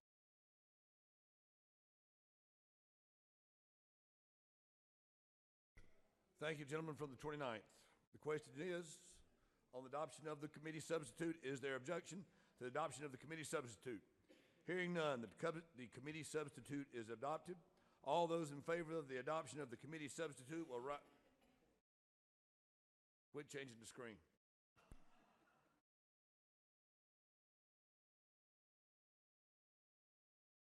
Does any other senator wish to speak for or against the bill? Is there objection to hearing to the report of the committee which was favorable to the passage of the bill? The chair hears none. The report of the committee is agreed to. Shall the main question now be put? Are there any objections? The chair hears none, and the main question is ordered. Shall this bill now pass by substitute? The question is on the passage of the bill by substitute. All those in favor will vote yea. All those opposed will vote nay. Mr. Secretary, if you will unlock the machines.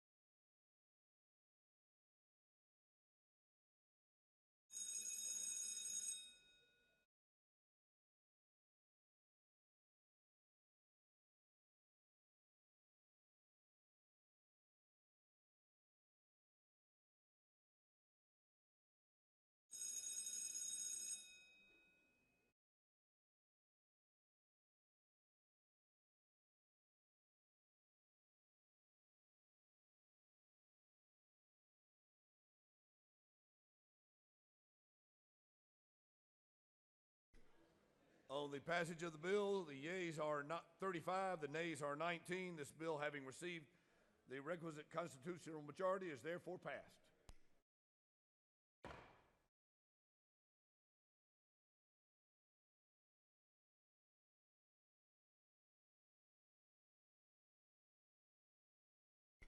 Mr. Secretary, if you will read Senate Bill 325. Senate Bill 325 by Senator Kirkpatrick, the 32nd, and others. A bill entitled an act to amend Chapter 34, Title 43 of the OCGA relating to physicians, assistants, and others so as to enter into an interstate compact known as the Interstate Medical Licensure Compact Act and for other purposes. That concludes the order. It gives me great pleasure to call upon the senator from the 32nd to present the bill.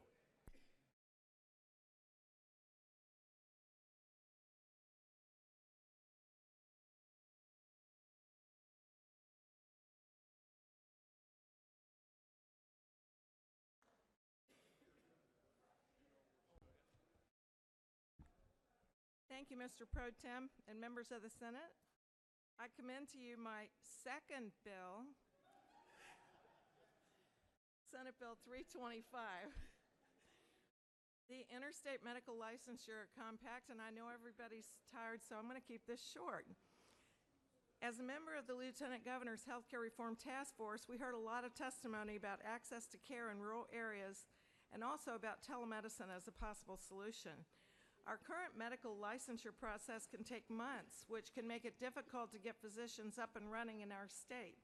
In addition, our medical board does not currently have access to information from other state licensing boards. This bill addresses both issues by streamlining the licensure process for those physicians with a clean record coming from other compact states. There are currently 18 states that are part of the compact. By making Georgia the 19th state in the Interstate Medical Licensure Compact, the bill does two things. Number one, it would allow Georgia to access information from the other compact states. And number two, it would streamline the process for physicians with a clean record who want to expedite their licensure voluntarily. Other physicians would simply follow the current process. This should alleviate some of the delays in the process and help us get physicians licensed more quickly, helping with our access problems. It is also a patient safety issue as we need more information from other states about physicians who want to be licensed in Georgia. I hope that you'll be able to support this bill, and if there are no questions, I'll yield the well.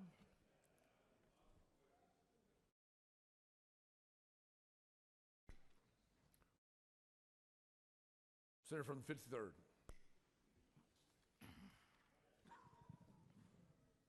Thank you, Mr. President. Senator Yields, Yes, sir. do you have a copy of the bill with you? Yes, sir. Would you please turn to page 4, line 129 and 130, and would you read that line for me? 129 and 130. Yes, sir. Offense means a felony, high and aggravated misdemeanor, or crime of moral turpitude. Moral turpitude. Isn't it true that this senator is impressed that you have that in this bill? The answer would be yes. I would certainly hope so. Would you please help the senator and this incredible body of mindful senators what the definition of moral turpitude is? Well, Senator, the definition of moral turpitude is crimes with an inherent quality of baseness, vileness, or depravity. Thank you. Okay.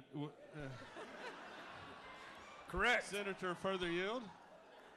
Was that Webster's or the other definition? That was actually Wikipedia, Senator. Okay.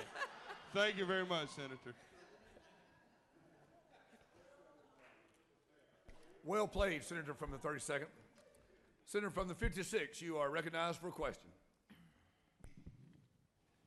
Thank you, Mr. President. Will the senator yield for a series of questions? Yes, Senator. Senator, just because you had one bill that we didn't feel was appropriate, you didn't really think you were going to get out of these lines of questions today, did you? No, I didn't.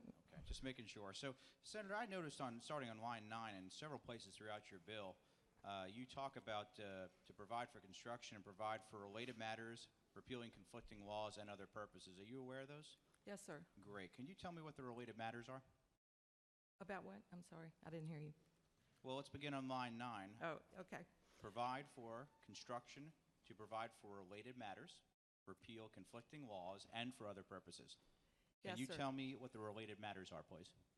It's very important that we cover conflicts when we bring forth new bills. And so that is why in that area, line 9, and also line 635, there's language that takes care of that, so that if this bill were to pass in the subject matter or anything else that's related to that, then the previous law would be repealed. Senator, if you'll yield for another question. Yes. Both on line 9 and again on line 635, you talk about repealing the laws that are in conflict. Could you give us a quick review of which ones you're going to repeal that conflict with this legislation? Well, Senator, I actually don't think there are any laws that are in conflict, and I worked with Legislative Counsel to try to be sure of that before I dropped the bill. However, if somebody missed something along the way, this line would provide for that to be taken care of. So, Senator, are you saying that you didn't perfect this legislation, and that's why this is in here? I'm saying that it's very difficult to get a piece of legislation that's 100% perfect, and this is as perfect as I could get it. But but I think that this caveat in the law does help us if somehow our wonderful Legislative Counsel finds something at a later time and the governor signs it that covers that eventuality. Senator, do you think the people of 32nd District wanted you to come here and get it almost perfect, or were they looking for 100%? After the last few days, I would say the people of the 32nd want a lot of things, and and I'm going to try to do the best job that I can to give them as close to perfect piece of legislation as I can. Well done, Senator. Senator from the 13th, you're recognized for a question. Thank you, Mr. Pro Tem. Would the senator yield for a couple of questions? Yes, sir. Isn't it true, Senator, that you are a physician? Yes, it is. Do you see any conflict of interest in carrying a bill that would allow you to go to other states and practice? And No, sir. My part-time job is in the patient safety world, and I do consulting in patient safety. And I think, if anything, this bill is going to make Georgia a safer place for patients. so you see no conflict at all? Then? I do not. Okay. One last question. Is the interstate compact bill? Is that what I understood, Senator? Is that true? It's the interstate compact bill? Is that what it's called? It's called the Interstate Medical Licensure Compact Act. Right. Is it interstate like 75 running north and south, 20 running east and west, or is it 285 that goes in circles? Well, interstate would also mean between states, Senator. No further Thank you. questions. You're too good for me. Thank you, Senator. We'll call upon the senator from the 33rd for a question.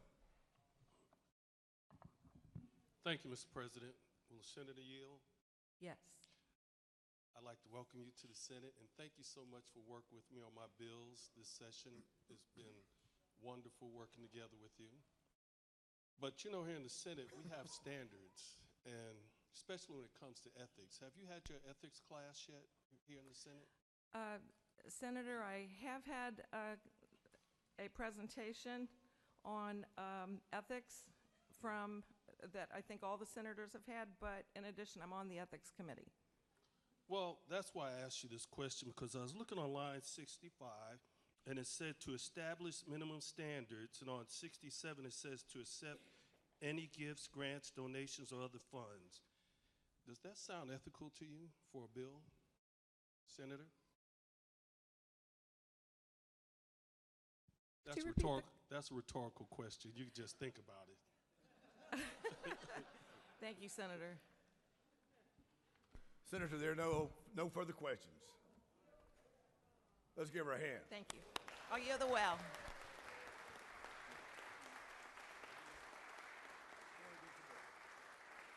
Does any senator wish to speak for or against the bill? Is there objection to agreeing to the report of the committee, which is favorable to the passage of the bill? The chair hears none. The report of the committee is agreed to.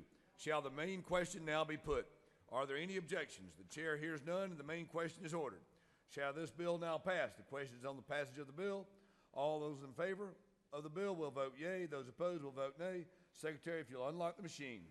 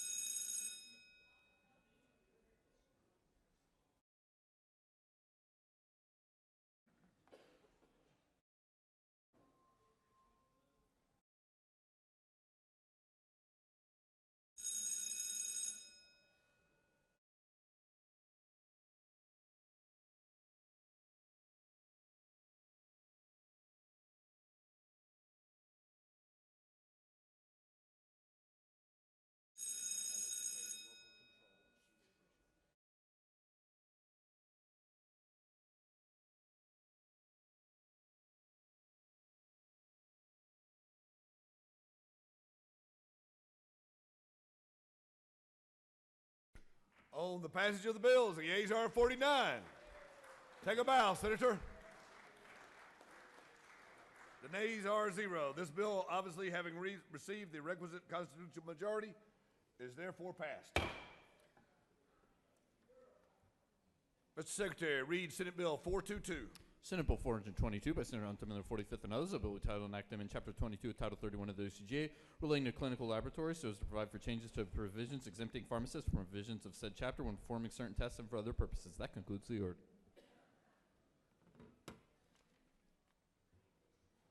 Call upon the senator from the 45th to present the bill.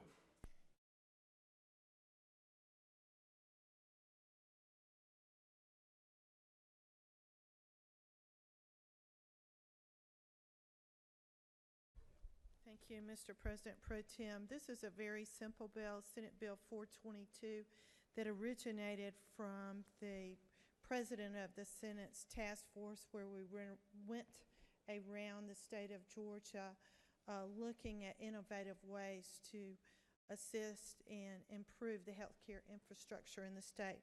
This particular bill allows pharmacists who are working in a pharmacy to be able to help people who come into the pharmacy with over-the-counter testing.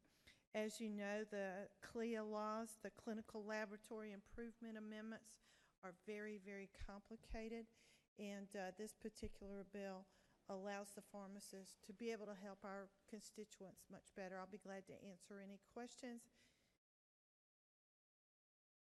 There are no questions. If there's no questions, I ask for your favorable approval. I yield the well. Does any senator wish to speak for or against the bill? Is there objection to agreeing to the report of the committee, which is favorable to the passage of the bill? The chair hears none. The report of the committee is agreed to.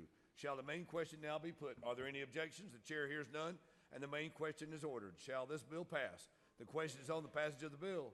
All those in favor of the bill will vote yea. Those opposed will vote nay. Mr. Secretary, if you unlock the machines.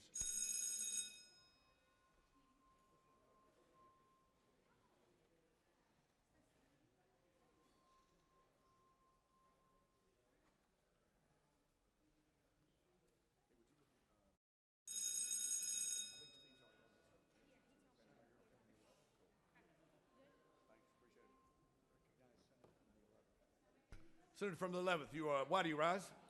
Parliament inquiry. What is your inquiry, sir? Is it not true that the former Senator Buddy Carter would be very proud of the senator from the 45th today? The former senator from the 1st is probably watching as we conduct our business.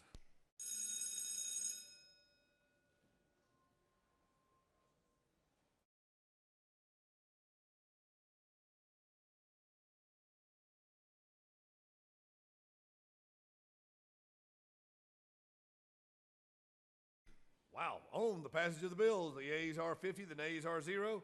This bill, having received the requisite constitutional majority, is therefore passed. Mr. Secretary, if you'll read Senate Bill 458.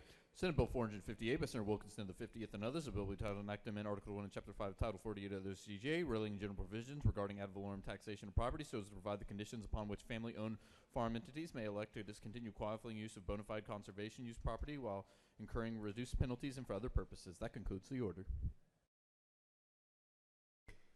Thank you, Mr. Secretary. Call upon the senator from the 50th to present the bill.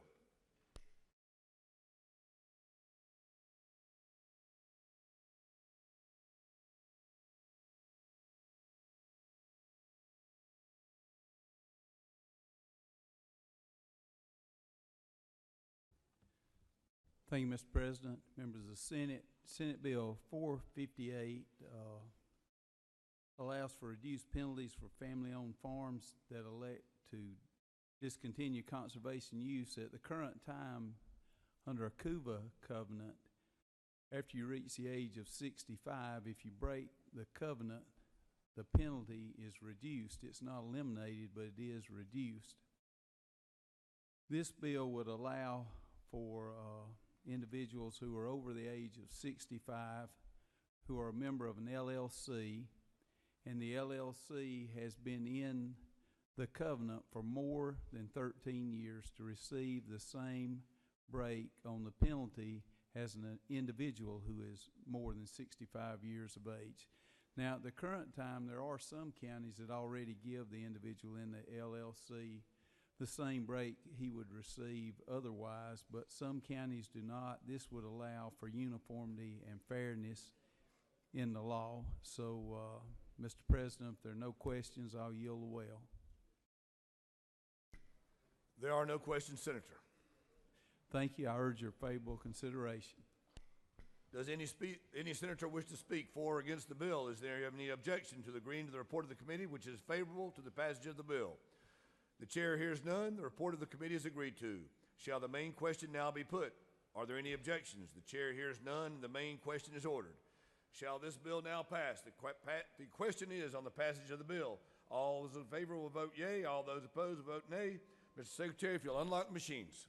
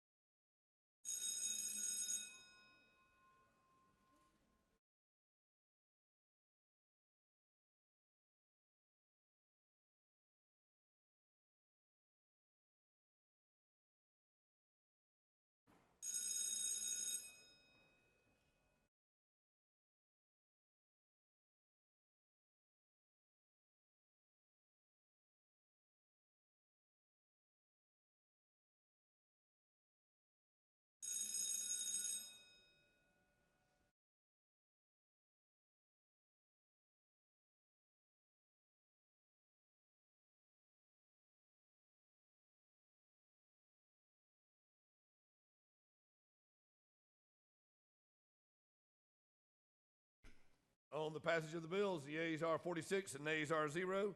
This bill, having received the requisite constitutional majority, is therefore passed. Mr. Secretary, if you will read Senate Bill 337.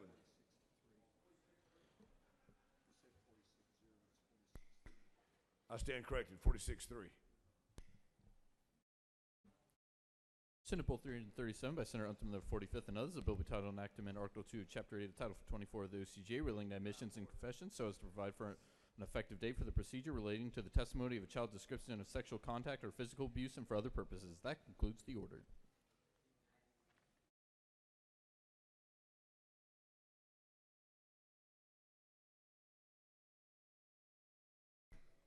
Senator from the 45th to present the bill, please.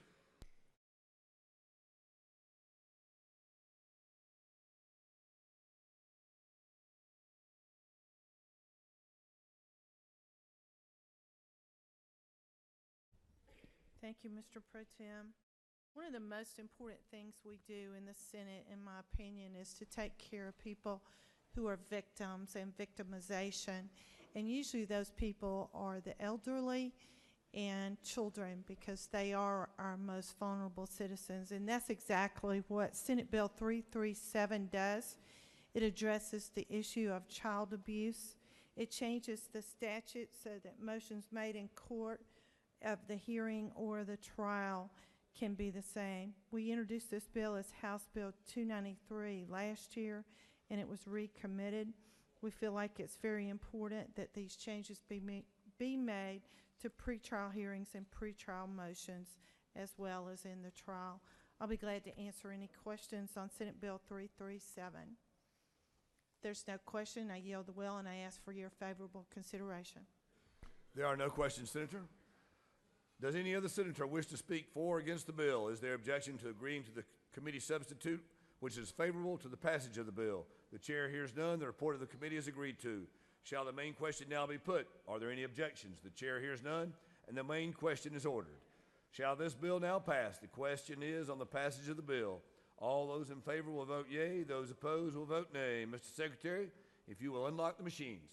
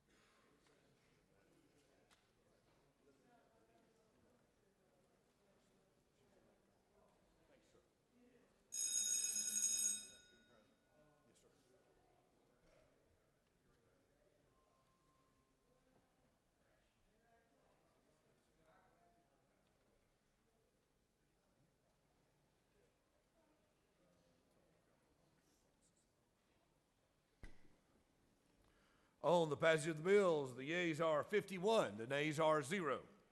This bill, having received the requisite constitutional majority, is therefore passed.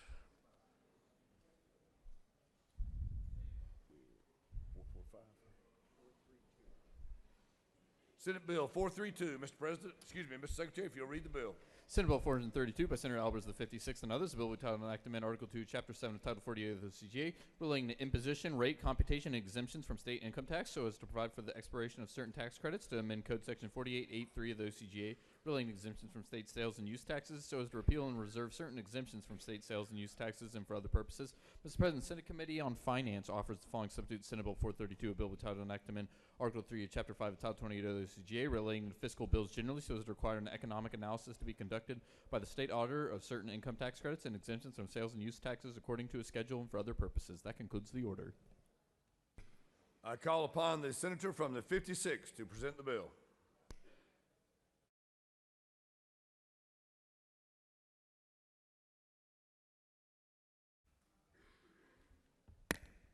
Thank you, Mr. President. This bill, Senate Bill 432, is the third bill in the series of recommendations from the Special Study Committee on Tax Exemption and Credits.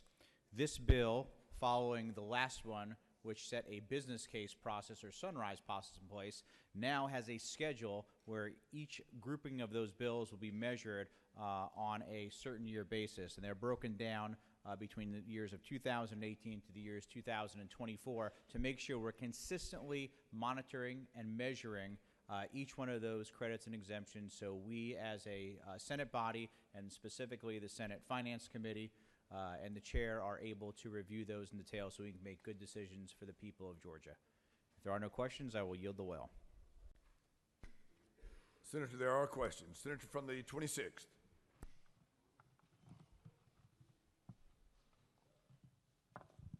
Senator Yale. Yes, Senator. I noticed there are different dates when they stand repealed. The one that I'm really concerned about is the one dealing with physicians. When we deal with rural physicians in these rural communities and trying to entice them to go into a rural community. And I see this repeals 2019, then I see some other repeal 2023. Senator, I believe you're looking at the prior version of the bill. If you look at the green copy of the substitute, you'll see that there's actually no sunsets. that we took those off and it's just merely a schedule for measurement.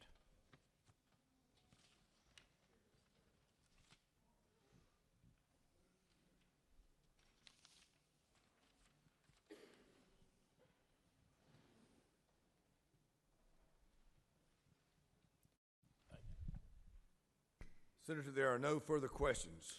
Thank you. I'd urge your favorable consideration. The chair recognizes the senator from the 42nd to speak to the bill.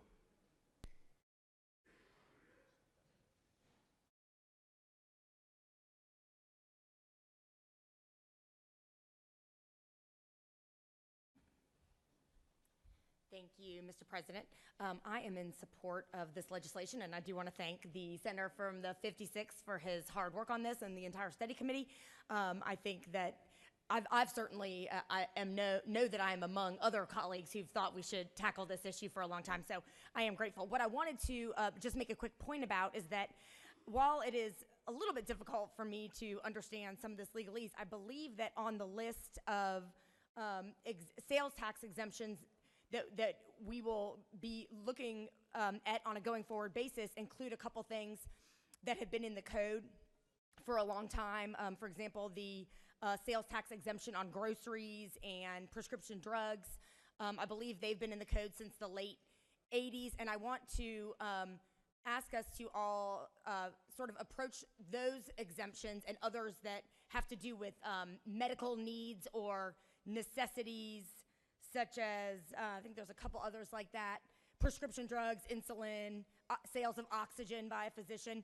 Those things, colleagues, I think are in a different category than business tax credits or sales tax exemptions that are attempting to further economic development. They are in the sort of health and welfare category, and we already know they've been put in the code as a policy reason. We know that the working poor and working class folks already spend a lot more of their income on sales taxes than more affluent folks do. So I think we already know why they're in there and that they do not provide an economic return to the state the same way maybe we want to investigate whether certain business tax breaks do. So all that's just to say, let's sort of be discerning about the way we approach these. I'm certain that the senator from the 56th will be, and happy to answer any questions or yield the well. Thank you. No questions, Senator. Questions on the adoption of the committee substitute. Is there objection? Without objection, committee substitute will be adopted. Does any other senator wish to speak for or against the bill? Is there objection? Agree on the report of committee which fail to pass the bill?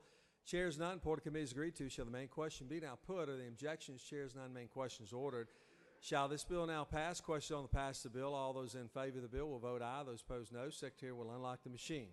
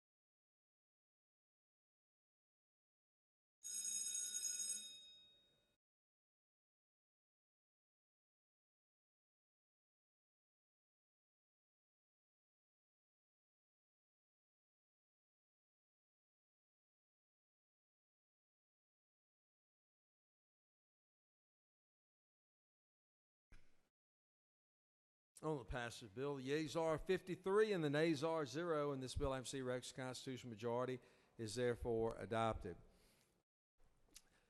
Secretary will read Senate Bill 445. Senate Bill 445 by Senator Gucci of the 51st and others, a bill we title and act to amend Title 32 of the OCGA relating to highways, bridges, and ferries so as to provide for standards for contracts entered into by the Department of Transportation, provide for a contract bidding process and award procedure, and for other purposes. Mr. President, the Senate Transportation Committee offers the following substitute Senate Bill 445, a bill titled and act to amend Title 32 of the OCGA relating to highways, bridges, and ferries so as to provide for standards for contracts entered into by the Department of Transportation, provide for the advertisement for contracts to be let by public bid on the department's website, to provide for a contract bidding process and award procedure, and for other purposes. That concludes the order.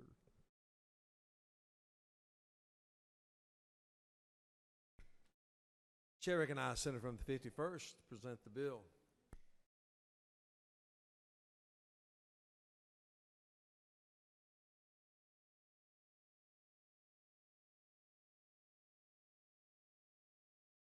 Thank you, Mr. President. Ladies and gentlemen, this is the annual housekeeping bill we have before us every year.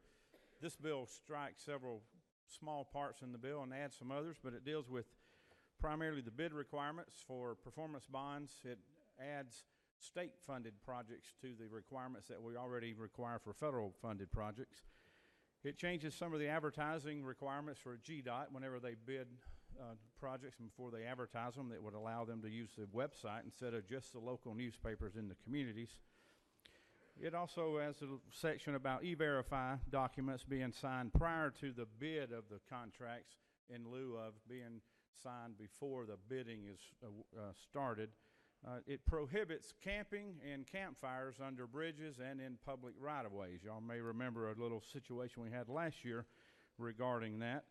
And it further goes into disposal of disposable properties that have been determined to be no longer needed. So these are surplus properties that will be either sold by auction, sold on the internet, or listed by a real estate broker. Those are the provisions of the bill. And Mr. President, if there's no questions, I would urge your consideration for this Senate bill today.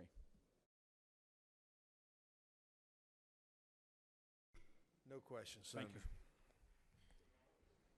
Questions on the adoption of the committee substitute. Is there objection? Without objection, committee substitute will be adopted. Does any other senator wish to speak for or against the bill?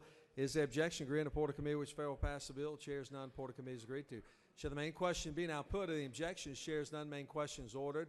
Shall this bill now pass? The question is on the pass of the bill. All those in favor of the bill will vote aye. Those opposed, no. Secretary will unlock the machine.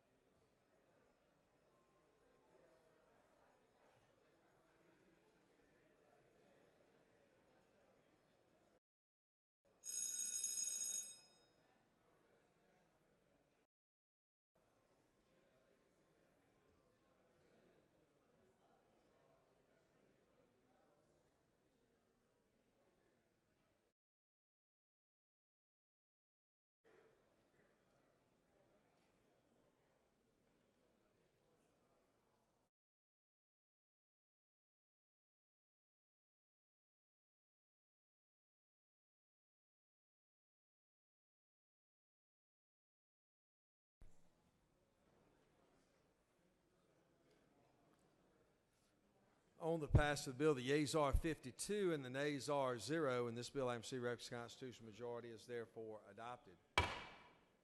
Secretary now will read Senate Bill 339. Senate Bill 339 by Senator Ligon III and others. A bill with title and act to amend Article 2 of Chapter 3 of Title 20 of the OCGA relating to the Board of Regents and University System so as to provide for the establishment of free speech policies for institutions of the university system and for other purposes.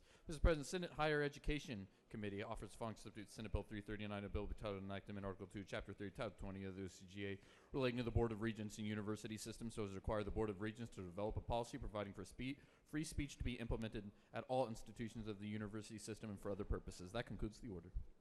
Chair recognizes Senator from the 3rd.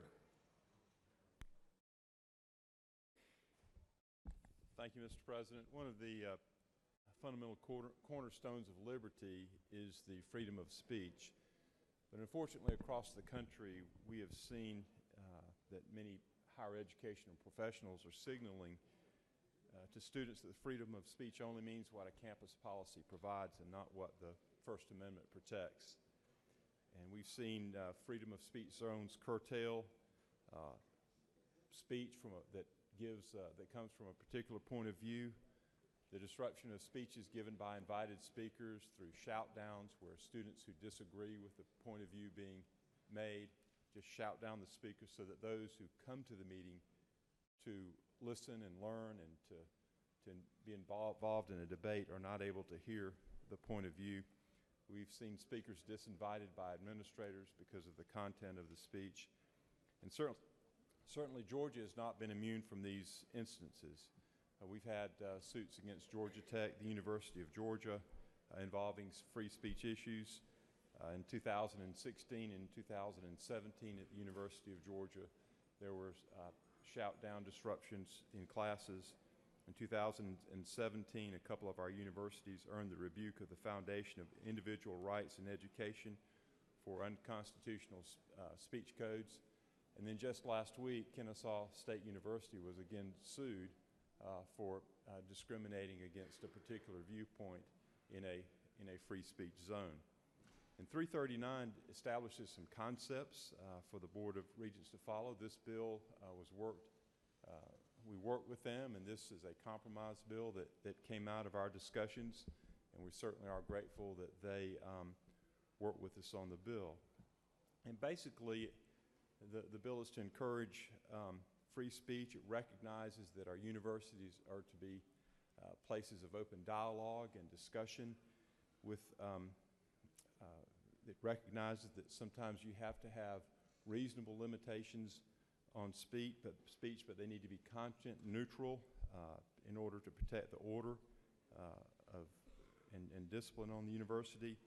But it does require ask that disciplinary sanctions be established to those who materially and substantially interfere with free expression on our campuses.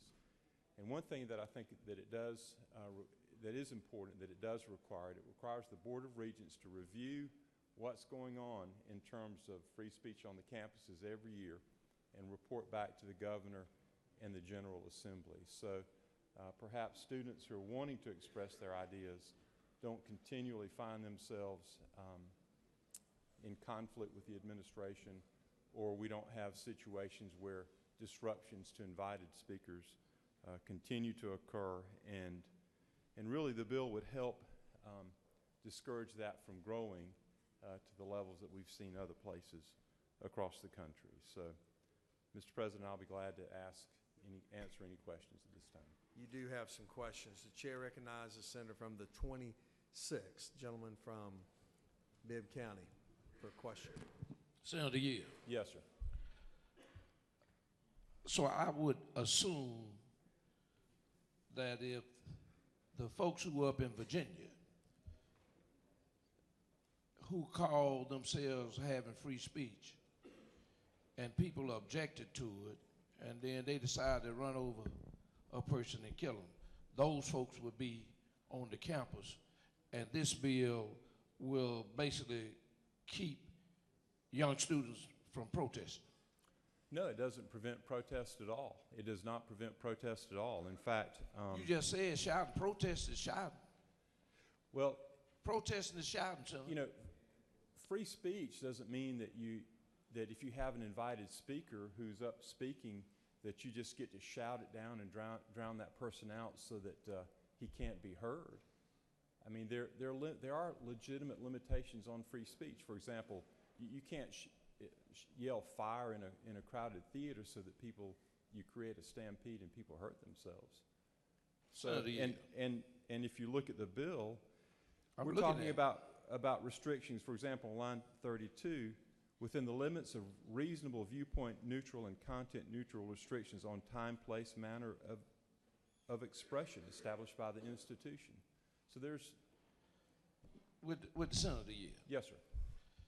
What happened in Florida after they left Virginia and went to the University of Florida, and they wouldn't allow them to speak.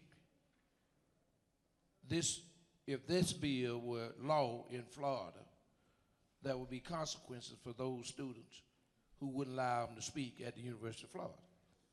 If you don't allow, if you're disrupting an invited speaker, then there could be consequences to you. It's not saying that you can't boo, that you can't disagree, that you can't offer a different viewpoint, but it ensures that there's an opportunity for the invited speaker to be heard so that those ideas can be debated and tested.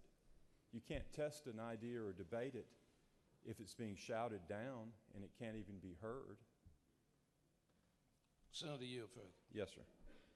So what you're saying to me, Senator, is it not true that you're saying that one can come in and preach hate, everything else, and students are protesting, and if you protest, you are hollering and you are shouting about a matter?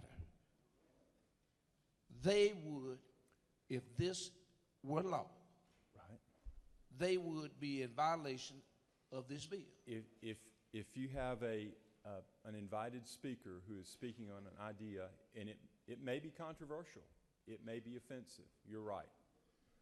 But if the disruptions materially, and if the shouting materially and substantially disrupts the speech so that the ideas can't be expressed and heard, so that students can decide whether they agree or disagree, so that when it's their turn to speak, they can get up and offer their rebuttal of an idea that's being spoken on, then yes, that shouldn't occur.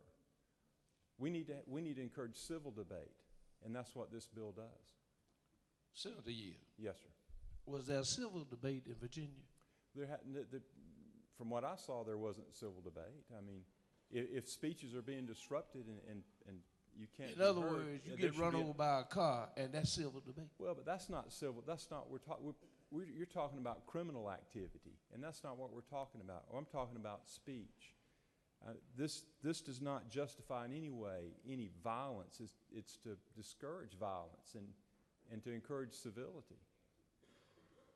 That's Sir, are you telling me that they were not trying to bring about violence in Virginia when they were there?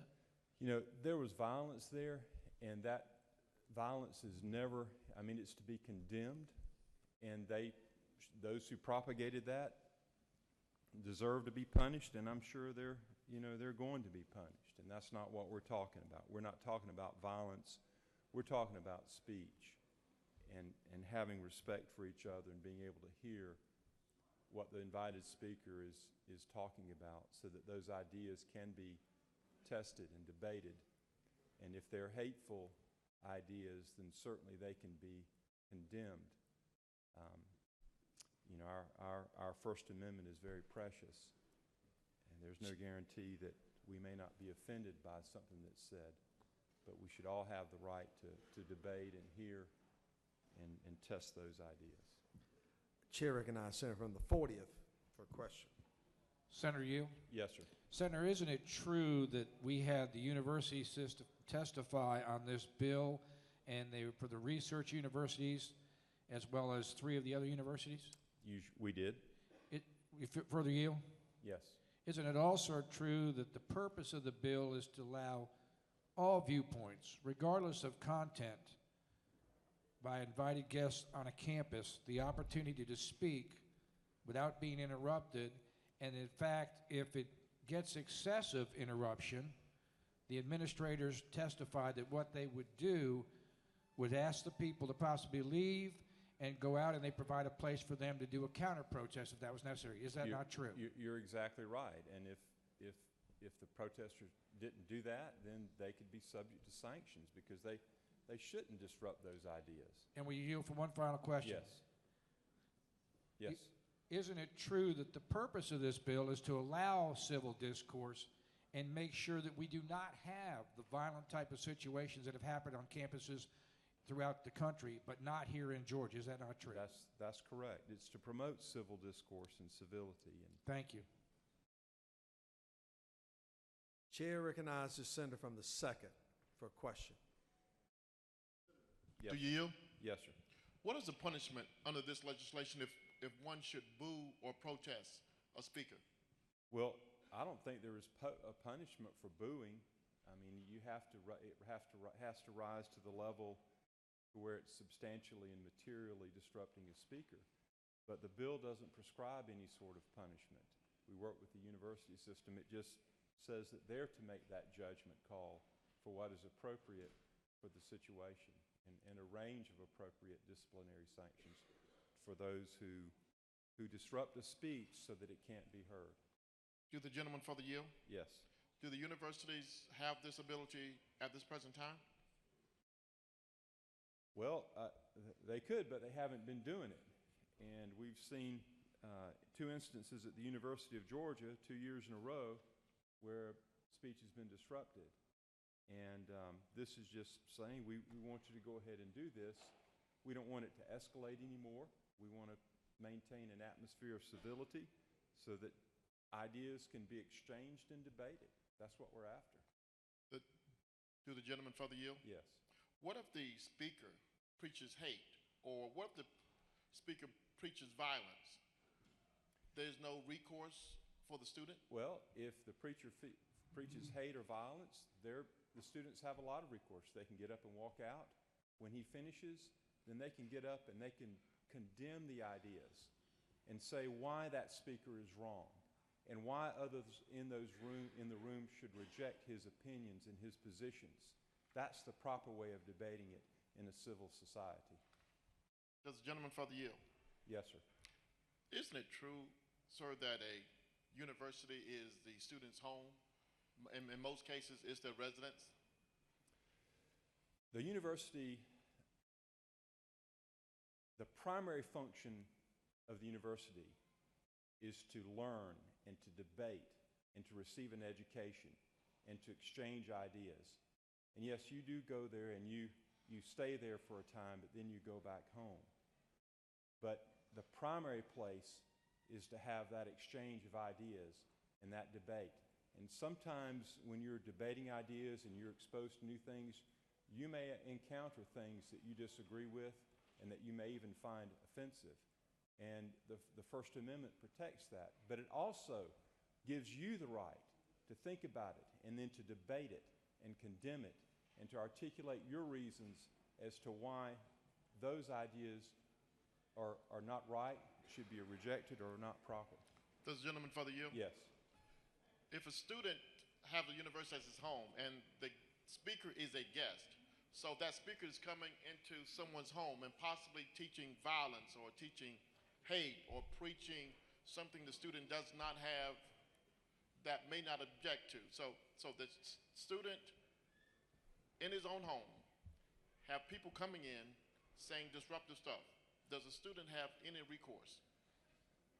Yes. If you're in a lecture hall and you don't agree with it and you just don't want to listen to it, you're free to get up and walk out. But if you have a speaker who's invited there, and you want to engage and listen and debate, you should have that ability to do that. But I disagree with the fundamental premise that this is a student's home. These are supposed to be places of learning, institutions of higher learning. And sometimes we're confronted with ideas that are frankly very ugly. We're not saying, these aren't places where students go where you're to be insulated from ideas that you may find offensive. Yes, you're going to be exposed to them, but you also need to learn how to debate them and point out why they're wrong. That's how we encourage civil debate. So, does it apply to any other entities on the campus other than a lecture hall, if the senator yields? Does this apply to any other entities other than a lecture hall for an invited speaker? Well, I think it applies to the entire campus. Now, remember, there are limitations on time, manner, and place of speech. So if you're going to have a speaker, then you reserve your place and according to the institution's policies, and you go and you have your speech.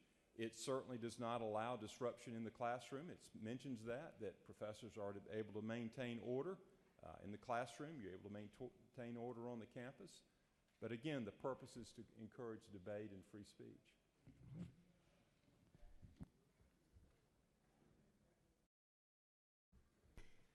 Chair recognizes Senator from the 29th for a question.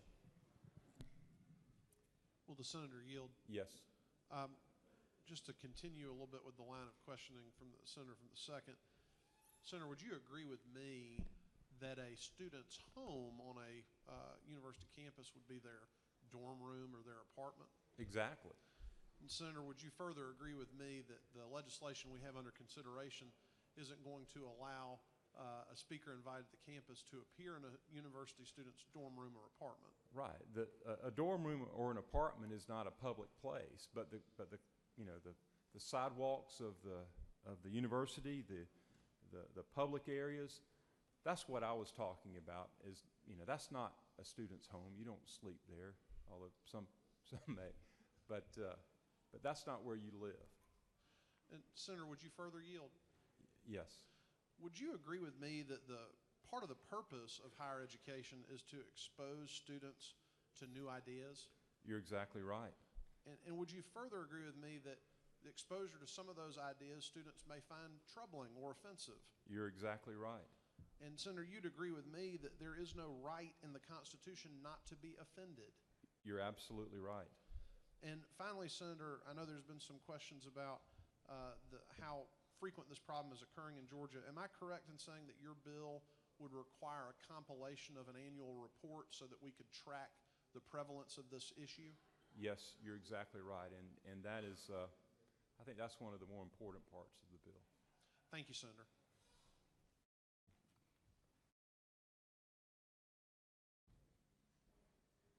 You have 3 more questions at the current time. Chair recognizes Senator in 36 for a question. Thank you, Mr. President. Does the senator yield? Yes, ma'am. As we serve together on the Senate Higher Education Committee, no, you're on that committee. No, ma'am, I'm not on the You're committee. just a frequent visitor. No, this is actually my first time appearing before the Higher Education Committee. Maybe it's that you came several times, but at any rate, isn't it true in the Higher Education Committee that the Legislative Council director brought a letter to our committee underscoring the constitutional prohibition of the legislature running the business of the Board of Regents? Yes, they did mention that, but I don't know that we're running the business with this legislation, but you have to remember that there is another important constitutional principle that we're dealing with here, and that is the right to freedom of speech. And I would say that the legislature always has the prerogative to do whatever it can to protect the liberties and rights that are enshrined within that amendment. So. Well, it's true that may be your opinion, but that may not be consistent with the meaning of the interpretation of the Constitution that was provided to us by our legal counsel of the legislature. I did not see that the legal counsel addressed that issue, that we're dealing with a fundamental right of all citizens of this state to the freedom of speech. I think the council may have not thought of it in those terms. Actually, isn't it true that the committee struck some language in the bill based on that the recommendation of the Legislative Council? Well, so then we used the word that instead of statements that the Board of Regents would follow these concepts, and certainly that is a difference in degree, but the committee chose to use the word concept in that particular paragraph. And it's true as well that the free speech rights of students are involved in this scenario that you paint. Is that not the case? I think that they're being protected. And you're fine with that happening? Protecting the free speech rights of students? Right. Yes, I mean, Right. I think they should be free to express themselves. But you, when I discussed it in the committee meeting, didn't seem to feel like we should seek to adhere to the Georgia Constitution in terms of the legislature legislature administration not having the right to interfere? I think that we're adhering to the Constitution by protecting free speech. And we have a very important principle in the Constitution that we're defending, that is freedom of speech. And, you know,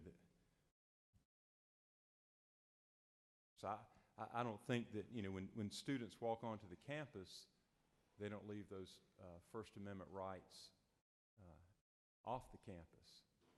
And certainly the legislature would have the prerogative to address issues through legislation which may be adversely impacting that very important right that students have.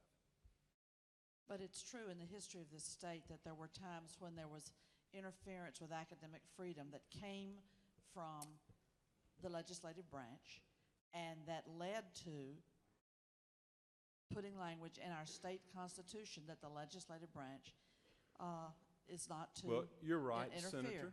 But That's right.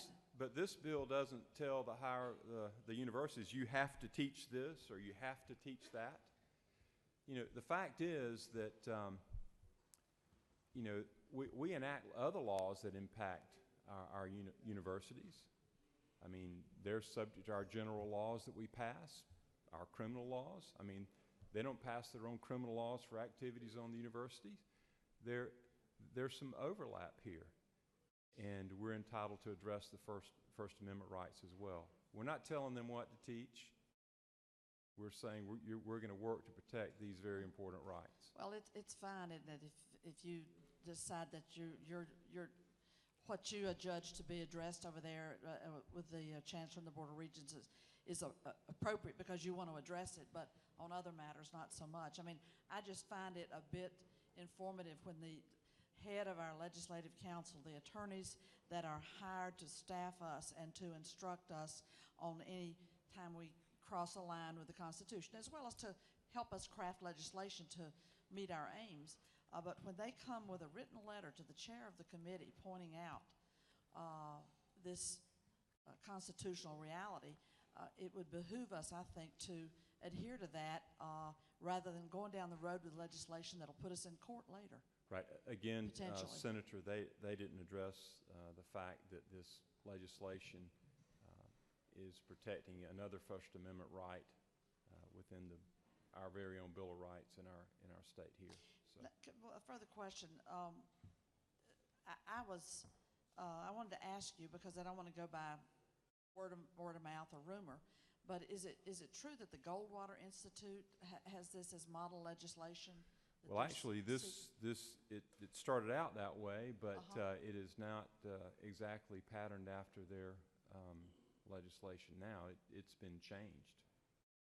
So this is an effort that's going on across the country, isn't it true? Yes, it's promote, an effort. Promote a narrative that it's an effort to protect free speech. And again, the students have free speech rights on the campus too to speak well, up, and this comes actually dangerously close, isn't it true, to seeking to tamp down and silence those? No, this right here, this was in the AJC last week, suit against Kennesaw State. Students being discriminated against based on their viewpoints. And I'd say that we have a need for the legislation. Thank you for yielding to questions, and I hope I'm possibly clarified why I'll be opposing your legislation, as you well know. Thank you. Thank you.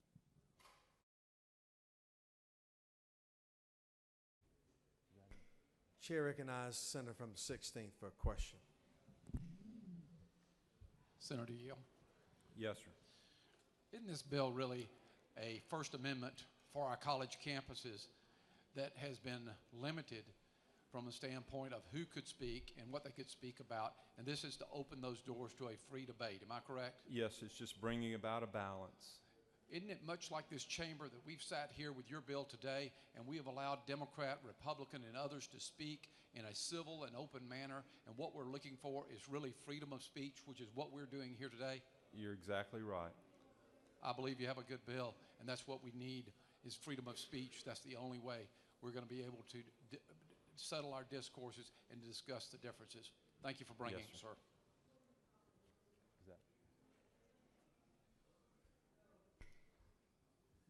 Chair recognizes, you do still have some questions, Senator. You want to continue? I'll yield the well. The senator is going to yield the well. There's other members that would like to speak. Chair now recognizes the senator from the 22nd. 22nd.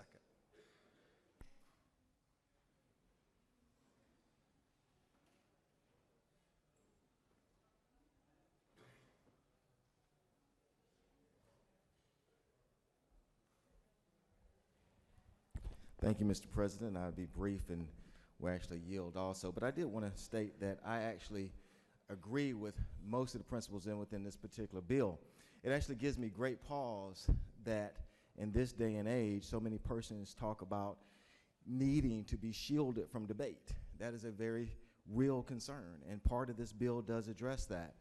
To give you just a quick personal story, quite frankly, when I was in college, when I was still kind of lost, I actually ran a college Republican chapter on South Carolina State University, which was predominantly African-American school.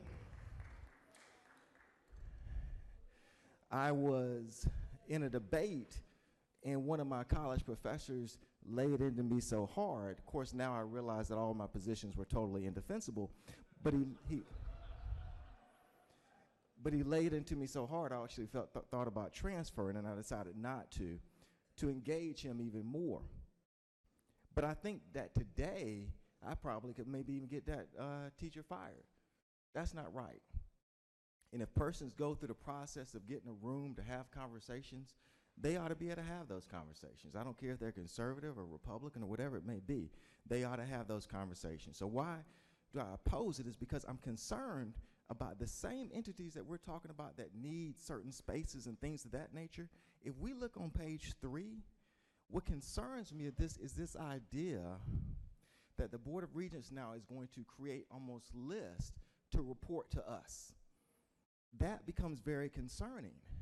At first, it may seem like a good idea, but the problem becomes exactly those persons that we are afraid, whether they're conservative or liberal, whatever it may be, those persons that we're afraid of debate, they're the ones that are going to start creating these lists and saying, hey, the Board of Regents, they didn't put X down as a disruption to report to you guys, or they didn't properly punish X behavior, and that those persons who actually want to restrict speech will come to us as almost a telling mechanism and say, well, this school didn't properly punish. Since we're creating a list of what the punishment would be, we don't like the punishment that they gave to this group, or this punishment was too much. I would rather just trust the Board of Regents without the individual schools without coming to us for a list of who punished correctly or not, especially on something as such as valuable as our First Amendment. So I come to you as somebody who was thinking about transferring, but realized that the best way of doing that is to challenge and engage. But I think it is a potential dangerous path to start this listing, even though it's a may, that the Board of Regents is going to say, would this create a disruption? Well, what's a disruption and what's not a disruption? And then then to talk about what punishment was actually instituted. Because everyone's not going to be satisfied with the different punishments that take place. Quite frankly, there probably should be no punishments unless you're trying to restrict speech. But if someone goes and does what they have to do and gets a room, whether they're conservative, liberal, whatever it may be, they ought to have an opportunity to debate those ideas, and there shouldn't be any certain spaces. Debate is good. That's the only reason why we're here today, is through honest debate. So that potential danger to me is not going to be by those who want speech. It's going to be by those very persons I think that this legislation is afraid of to some extent, by those very persons who are afraid to engage, trying to create lists of what is a disruption or creating a list of what was proper punishment. So thank you, Mr. President. I yield the well. Chair recognizes Senator from the 29th on a point of personal privilege. So used to saying that. I'm sorry. My apologies. I was on automatic pilot there. To speak to the bill.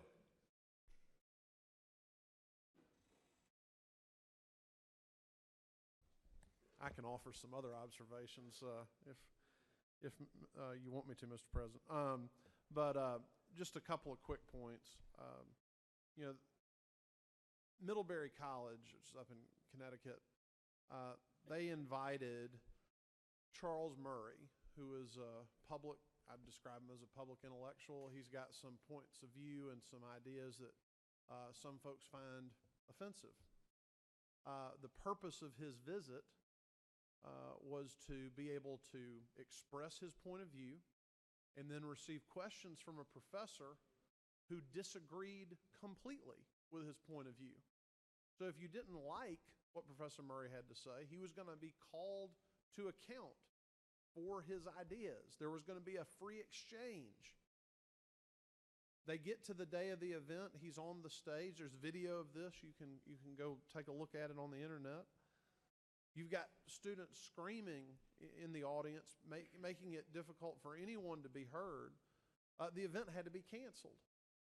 And as this professor, who completely disagrees with Professor Murray, is leaving the venue and trying to get him to safety because of the unsafe situation that had been created, she was injured.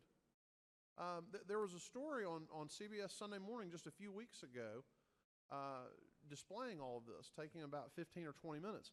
There's a lot of polling out there showing that students in college today believe that speech or ideas that they disagree with shouldn't receive constitutional protection. We are living in a very precarious time for the idea of a free exchange of ideas and opinions. And if there is any place in this state where we should expect a free exchange of ideas and opinions, it should be on a university campus, should it not? And you know, the truth of the matter is, all the senator has offered is a bill that says if you are trying to disrupt that speech, it doesn't mean you can't protest a speaker you disagree with. You should be entitled to do that. But you shouldn't be able to shout them down. You shouldn't be able to deny them access to articulate their point of view, even if you completely disagree with that point of view. And you know, over the last couple of years, you know, some folks seem to have a problem with the free exercise clause, the free speech clause. I'm beginning to wonder if there's any part of the First Amendment that they're all right with. But Mr. President, I just close by saying I think the report, which I understand the senator from the 22nd expressed some concern about, the report is important because the report provides policymakers with some information about what's actually happening out there, so that if there is a Charles Murray type incident that occurs on a university campus here in Georgia, that policymakers know about it. And if they need to, they can act on it. Because if we are going to continue to have a civic culture that allows the sort of free exchange of ideas we've been experiencing all day to day, it has to be preserved in our institutions of higher education. And Mr. President, I'll yield for questions. If there are no questions, I'll yield the will. You do have some questions. Chair recognizes Senator from the 40th District for a question. Senator Yu? Certainly. Again, Senator, I have one question. Is it not true that the university system has confirmed to me that they are comfortable with this carefully crafted compromise? You are correct, sir. Thank you. Chair recognizes Senator from the 45th for a question. With Senator Gill. Certainly. Senator, is it not true that some areas, like in my county, where the college has a speech zone that you have to go and you have to speak in that speech zone, that is sort of a kind of way of discrimination, that you have to go to this zone to be able to talk? I mean, could you elaborate? Do you feel that way too? Certainly, Senator. As you rightly point out, at Georgia Gwinnett College, there was an incident that's being litigated now where a young man applied to be able to speak in the designated free speech zone at a designated time and was still ultimately confronted with university police and silenced within a few minutes of beginning what was supposed to be his designated time. So it continues to be a very significant problem all over our state. No further questions, Senator. Thank you, Mr. President. Chair now recognizes Senator from the 26th, gentleman from Macon, Bibb County, to make his comments to the bill.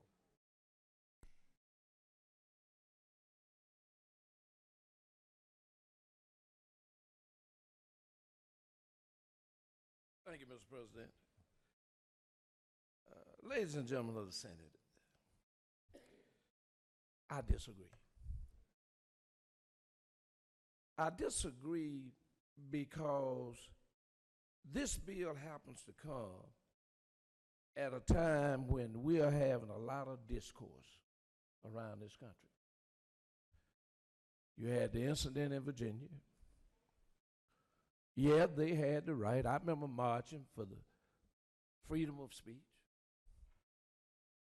I remember marching for freedom of speech, and dogs were sicked on them. I remember it because I was there.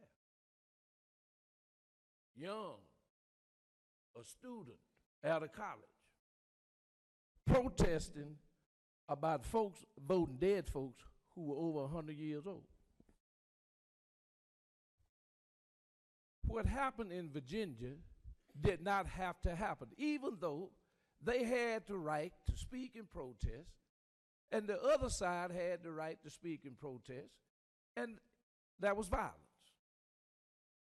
The same group went to the University of Florida, and they were booed off the stage, and they escorted them off campus. Now, I don't know what it takes for us to realize things are getting worse than they were back when I was marching and protesting. Many of you probably have not had those experiences. Many of you. You all right in your little cubby hole where you lived at. You didn't have those problems. But where I lived, I had them. And at times, they were very tensuous. Very tensuous. I remember back in '67, the Board of Trustees were having a meeting, and students protested. Oh, in Tuskegee, Alabama. And students surrounded them, and they were in Dorothy Hall. And the next thing coming the next day were tanks on the campus sent by George Wallace. See, I remember those days. And what I've tried to do is to be a part of the solution and the discussion that keeps those same things from happening. And it seems as though we are headed back that same Primrose path. It says shall. It doesn't say may. It says shall. Look on the bill. 83, line 84. The Board of Regents shall create. It doesn't say may. It says shall. Now, we all know that the Board of Regents is independent of this legislature, and we did it purposely for things like this. I've disagreed with the Board of Regents a number of years on many things that they did. But they were independent, and the legislature made them independent. About the only time we have a little say-so when we're talking to them, when we're talking about appropriation. And you got to fund the buildings and everything else, they halfway listen then. I'm telling you, you're going down the wrong path. We were noted in Georgia with all of the protests was the city that loved. And that's how we got ahead of Birmingham, because they were called Birmingham. Now, you are talking about starting it all over again with this kind of legislation. Why is it that we can't come up here and get along? Get along. And do some other things that we need to be doing. We ought to be talking about health care in Georgia, passing bills to make sure that everybody gets good health care. Here we are talking about speech but speech by a certain group. That is what this bill is talking about. You can't sugarcoat it. Now, I would ask you to think about it, think about your vote on this, and whether we need to move this discussion to something else outside of this. And I understand the senator is passionate about what he's talking about, because there are those who are elected that feel like the folks up in Virginia. We disagree. And I respectfully ask you to vote against this bill. Senator's yielded. Questions on the adoption of the committee substitute. Is there objection? Without objection, committee substitute is adopted. Now, does any other senator wish to speak for or against the bill? Is there objection? Agree in the Porter Committee which fail pass the bill. Chairs none. Porter Committee is agreed to. Shall the main question be now put? Are there objections? Chairs none. Main question is ordered. Shall this bill now pass? Question on the pass of the bill. All those in favor of the bill will vote aye. Those opposed, no. Secretary will unlock the machine.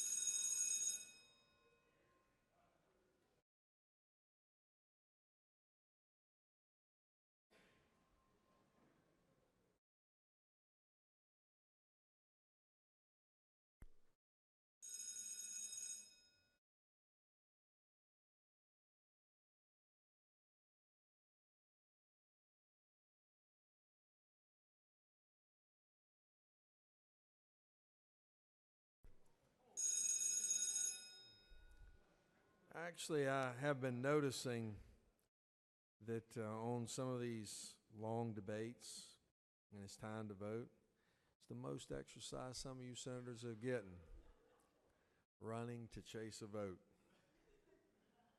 It's a good thing. On the passage of the bill, the yeas are 33 and the nays are 19, and this bill, MC Rex Constitutional Majority, is therefore adopted. Secretary will read Senate Bill 82. Oh, I'm sorry, my apologies. I'm checking them off too fast. Senate Bill 434 is the next bill up. Senate Bill 434 by Senator Untham of the 45th and others, a bill entitled an act amendment Chapter 10 of Title 49 of the OCGA relating to the Georgia Board for Physician Workforce so as to change the name of the Georgia Board for Physician Workforce to the Georgia Board of Healthcare Workforce, provide a definition to add advanced practice registered nurses to the board's powers, duties, and responsibilities, and for other purposes. That concludes the order.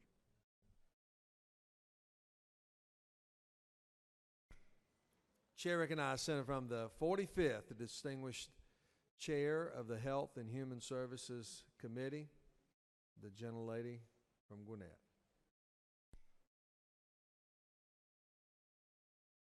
Thank you, Mr. President. Members, I bring before you Senate Bill 434. This is another recommendation that came from our statewide task force led by the President of the Senate as for constructive changes into the healthcare infrastructure. It changes the name of the Georgia Board for Physician Workforce to the Georgia Board of Healthcare Workforce. This board takes care of, I don't know how many, but it looks like probably about 15 different facets of providers in the state of Georgia. And we felt like if we changed it to healthcare workforce, it was much more reflective of the duties and obligations that they perform. It also adds one member to the workforce board, and that would come from the Georgia Nursing Leadership Coalition. That leadership coalition I'm very proud of is most of the deans of the nursing schools across the state that meet quarterly. You're welcome to meet with them. They do a great job, and they would be very beneficial to serve on this workforce. I'll be glad to answer any questions. If not, I yield the well and ask for your favorable consideration for Senate Bill 434.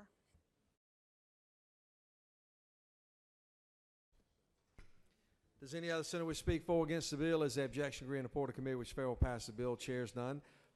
Committee has agreed to. Shall the main question be now put? Is any objection? Chair is none. Main question is ordered. All those in favor of the bill vote aye. Those opposed, no. Secretary, unlock the machine.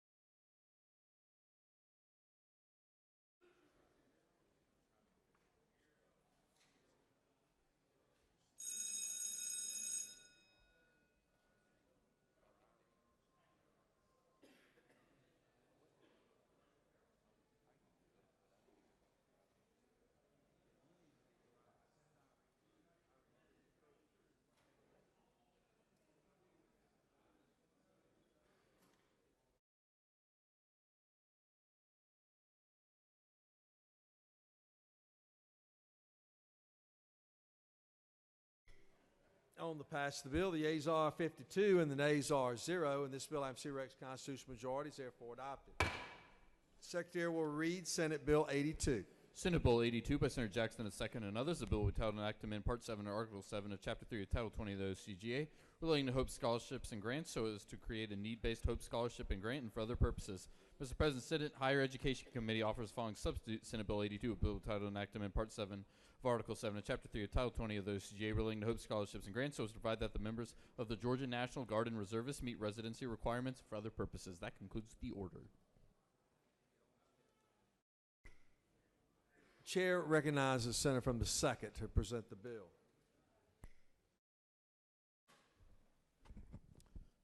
Thank you, Mr. President. Members, I'd like to present Senate Bill 82. Senate Bill 82 is a simple bill. It's a good military bill. It provides that members of the Georgia National Guard and Reservists meet residence requirement for Hope Scholarship and for Hope Grant. This legislation classifies members of the Georgia National Guard and Reserve component located in Georgia as legal residents of Georgia, thus meeting the residence requirements for Hope Scholarship and Hope Grant. The current law classifies active duty members, their spouse, dependent child as legal residents of Georgia that qualifies them for Hope Scholarship and Hope Grant. This simply states that members of the National Guard and Reservists also qualify. A very good bill. I urge you to vote in favor of this legislation. If there are no questions, Mr. President, I yield the will. No further questions, Senator. Questions on the adoption of the committee substitute. Is there objection? Without objection, committee substitute is adopted. Does any other senator wish to speak for or against the bill? Is there objection? Agree in the Porter Committee, which fail pass the bill. Chairs none. Porter Committee is agreed to. All those in favor of the senator from the 2nd's bill will vote aye. Those opposed, no. Secretary, unlock the machine.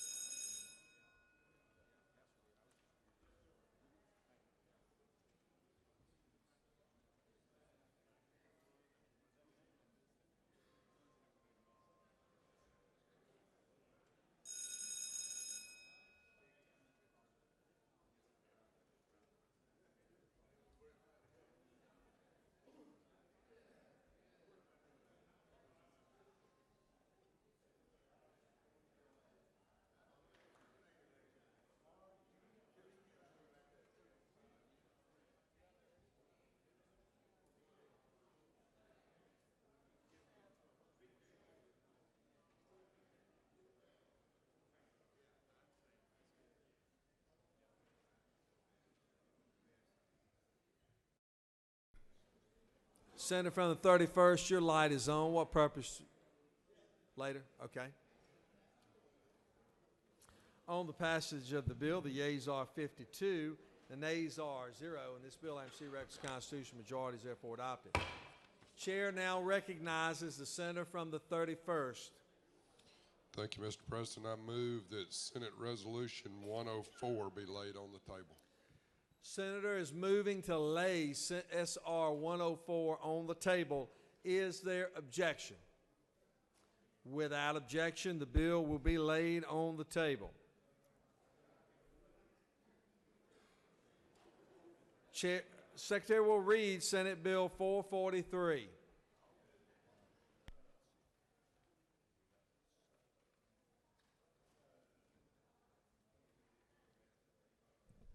Senate Bill 443 by Senator Stone of the 23rd, a bill we titled an Act amend Article 2 of Chapter 7, Title 44 of the OCGA, relating to security deposits so as to clarify provisions relating to lists of existing defects and damages before and after a tenancy and for other purposes. Mr. President, the Senate Judiciary Committee offers the following substitute Senate Bill 443, a bill titled an Act to amend Article 2, Chapter 7, Title 44 of the OCGA, relating to security deposits so as to clarify provisions relating to lists of existing defects and of damages before and after a tenancy and for other purposes. Amendment 1 by Senator Kirk of the 13th and others offers the following Amendment 1 to amend the committee substitute Senate Bill 443 by striking on line 45, not to exceed 7 business days. Mr. President, that concludes the order. Chair recognizes the distinguished Judiciary Chairman of the State Senate, Senator from the 23rd, to present the bill. Thank you, Mr. President. Fellow senators, this bill clarifies the law regarding damaged deposits in landlord-tenant situations. Simply provides that upon termination of a lease, within 5 business days following the termination, the tenant has the right to request a list of any damages that the landlord has determined there to be on the premises. Then within 30 days, the landlord is required to send back the balance of the tenant's damage deposit along with a comprehensive statement of what the damages to the premises consisted of. The importance of this is that it forces the landlord and the tenant to address the issue of damages immediately after the termination of the lease, before the landlord has taken the additional steps of repairing those damages. There was some confusion prior under current law. Courts have been confused as to whether when the landlord sends the 30-day letter was at the time the tenant could come in and do the inspection and list what he disagreed with. That just is not the practice in the industry, and this clarifies that it's in those 5 business days following the vacation of the premises that the tenant can request the list of damages and has the right to inspect the premises and determine whether he dissents. If there are no questions, I'll yield the well, and I urge your support for SB 443. No questions, Senator.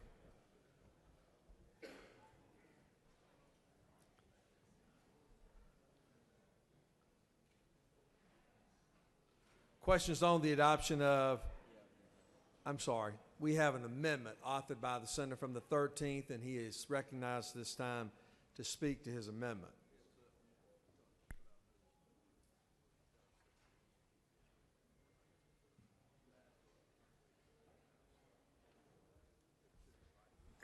Thank you, Mr. President.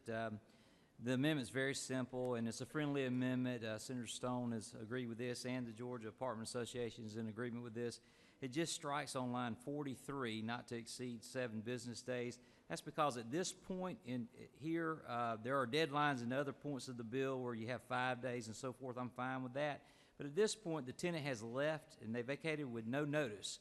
So if you have a house somewhere that's not in an apartment complex, you don't know when you're going to find out. But at that point, you've got to take them to court to get them out. So 7 days is really irrelevant at that point. It's not fair to put an extra burden on the landlord at that point. So there are no questions. I'll yield the well. I ask for your support for this amendment. No questions, Senator. Question is on the amendment authored by the senator from the 13th along with the author, the senator from the 23rd. Is there objection? Without objection, the amendment is adopted. Now the question is on the adoption of the committee substitute as amended. Is there objection? Without objection, committee substitute is adopted as amended, or amended is adopted. Does any other senator wish to speak for or against the bill? Is there objection agreed and report of committee which fail will pass the bill? Chairs none. Report of committee is agreed to. All those in favor of the bill vote aye. Those opposed no. Secretary unlock the machine.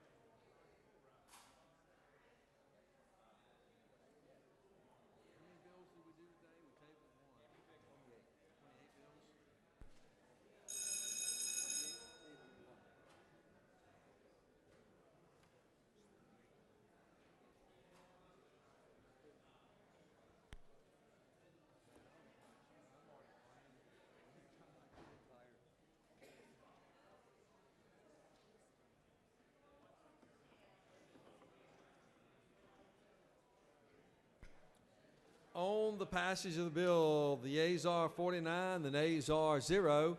This bill, MC Rex Constitutional Majority, is therefore adopted. Chair recognizes the distinguished Majority Leader. Thank you, Mr. President. I move the Senate stand adjourned until 10 a.m. on Wednesday, February 28th. Read the announcements. Public safety has been canceled. Transportation has been canceled. Finance has been canceled. Education and youth has been canceled. Judiciary has been canceled. Rules will meet tomorrow morning at 10:30 a.m. in 450 of the Capitol. That concludes the order. Chair recognizes distinguished Public Safety Committee Chairman, Senator from the 56th.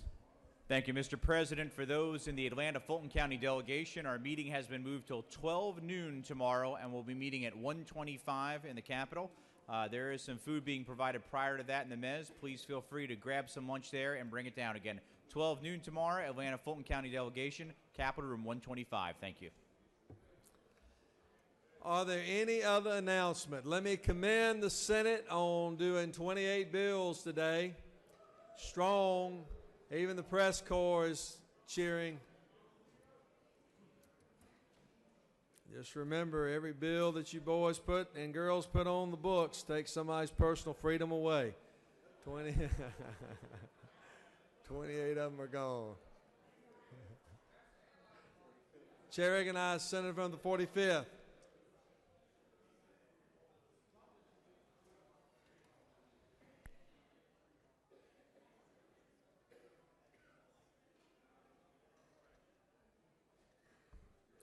If I could just have your attention 1 minute. The senator from the 11th and I had scheduled budget meetings tomorrow. I know that we had folks driving from all over the state of Georgia. This was a public hearing to hear from advocates, but that meeting has been canceled. We will give notice when it's rescheduled. Thank you very much.